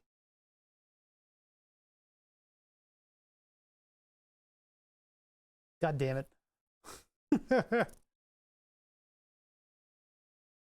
I know, seriously, but then if you buy 10 and you're spending $25 and none of them work, what do you do? What do you do? But I think this is the way that we're going to go. I'm going to go both ends cut off, and that way I can just unplug everything and move it away if I need to work on the control panel. So, all right, I think I'm out of time. Tomorrow is a Friday stream. We might work on stuff that's not this, because I have a little bit of homework to do with this stuff, and I have to figure out how to get this to my house faster. These are 3/8 of an inch, by the way. This one is 1/8. So let me get rid of the 3/8 before I get too distracted. Got to make sure that it's 1/8 hose barb on the end. 42 millimeter, Jesus. Yeah, I am going to need to have this in CAD in order to get it all positioned properly. But anyway, we can work on something else tomorrow. We did 2 streams of Burn the Subs this week. We're going to do more in the future. I'm doing my summer car on Saturday. Nothing will stop me, except for maybe if my setup is broken, which I don't think it is. So I am going to allow you guys to adjourn. We did a little bit of stuff with Fusion 360. Hopefully, you know, you guys learned a little bit about the design process and kind of planning at a panel and figuring stuff out. Unfortunately, I had to look stuff up a little bit more than I thought I did today. And as usual, the subjects were, you know, how to make things look different. That's pretty much most of what I did. But the iterative design lessons are the take-homes on this one. In order to get all of your stuff in the right position, it is incredibly helpful to use this manner of assembly. You pull the solids in, you lock them in position. If you have to add anything, you rewind the timeline and you add the solids in and then edit the position step. You then make sketches on the faces of the solid or on your cardinal axes, extrude from the closed-in surfaces of the sketches any additional features that you might not be able to draw in the dimensions of this original sketch. You can then add in to the solids that you've extruded. You then chamfer and extrude and tweak and mirror and do whatever else you need to do in order to get it to look pretty, right? And that's sort of the design process. That's sort of the Fusion 360 design process so far. Now, I would love to use a specific tool in order to do like bubble cutouts on the panel. I don't know if I'm going to have space for that. I mean, looking at this thing, it looks like the tubes are going to be hard pressed to fit in this space right here next to the DB connector. And then I've got room for LEDs down here. I might want to invert it. Well, that's going to prove a problem with the power thing. I don't know. Am I going to have to move the power to the other side? I guess that's possible. I could put the power plug and the switch over here, and then I would have this area free to mess with the like water tubes and the DB connector. That may be what I decide to do, but we're gonna save this for now. We're gonna remember all this stuff that we worked on, and we'll come back to it. Cool. Well, thank you guys for joining me. That's it for my stream. I don't think we're gonna raid anybody, even though we've got enough people. It would be kind of fun to do. Code Rushed raided us. Thank you for the raid. We also got a giant raid at the very beginning from Last Miles. Last Miles, you guys should check out. They don't have a partner badge or anything. Well, Code Rush too. Check them out for the same reason. But Last Miles, a lot of cool stuff going on over there. And I don't know, from here, I guess you guys know where you want to go. You guys know what content you want to watch. We had a lot of good subs today. We had a lot of good follows that I didn't thank. I'm going to be back tomorrow, and we will work on something a little different. I'll try to, maybe we can bring the keyboard back over and we can see what it looks like with a yellow screen on it. And we could try to modify the connectors to be very low profile. And that'll be a little bit more like hands-on soldering kind of stuff that we haven't done a lot recently. So I think that'll be pretty cool. I'll see you guys then. Till then, you know, go do whatever you need to do. And always remember, that wasn't the right scene. I put that scene somewhere else. That used to be, the technical difficulties used to be the bottom scene. So I could do a joke where I'd say something and then cut it off. I did it a lot, and I think it's an old joke now. But I'm going to go, because this is embarrassing.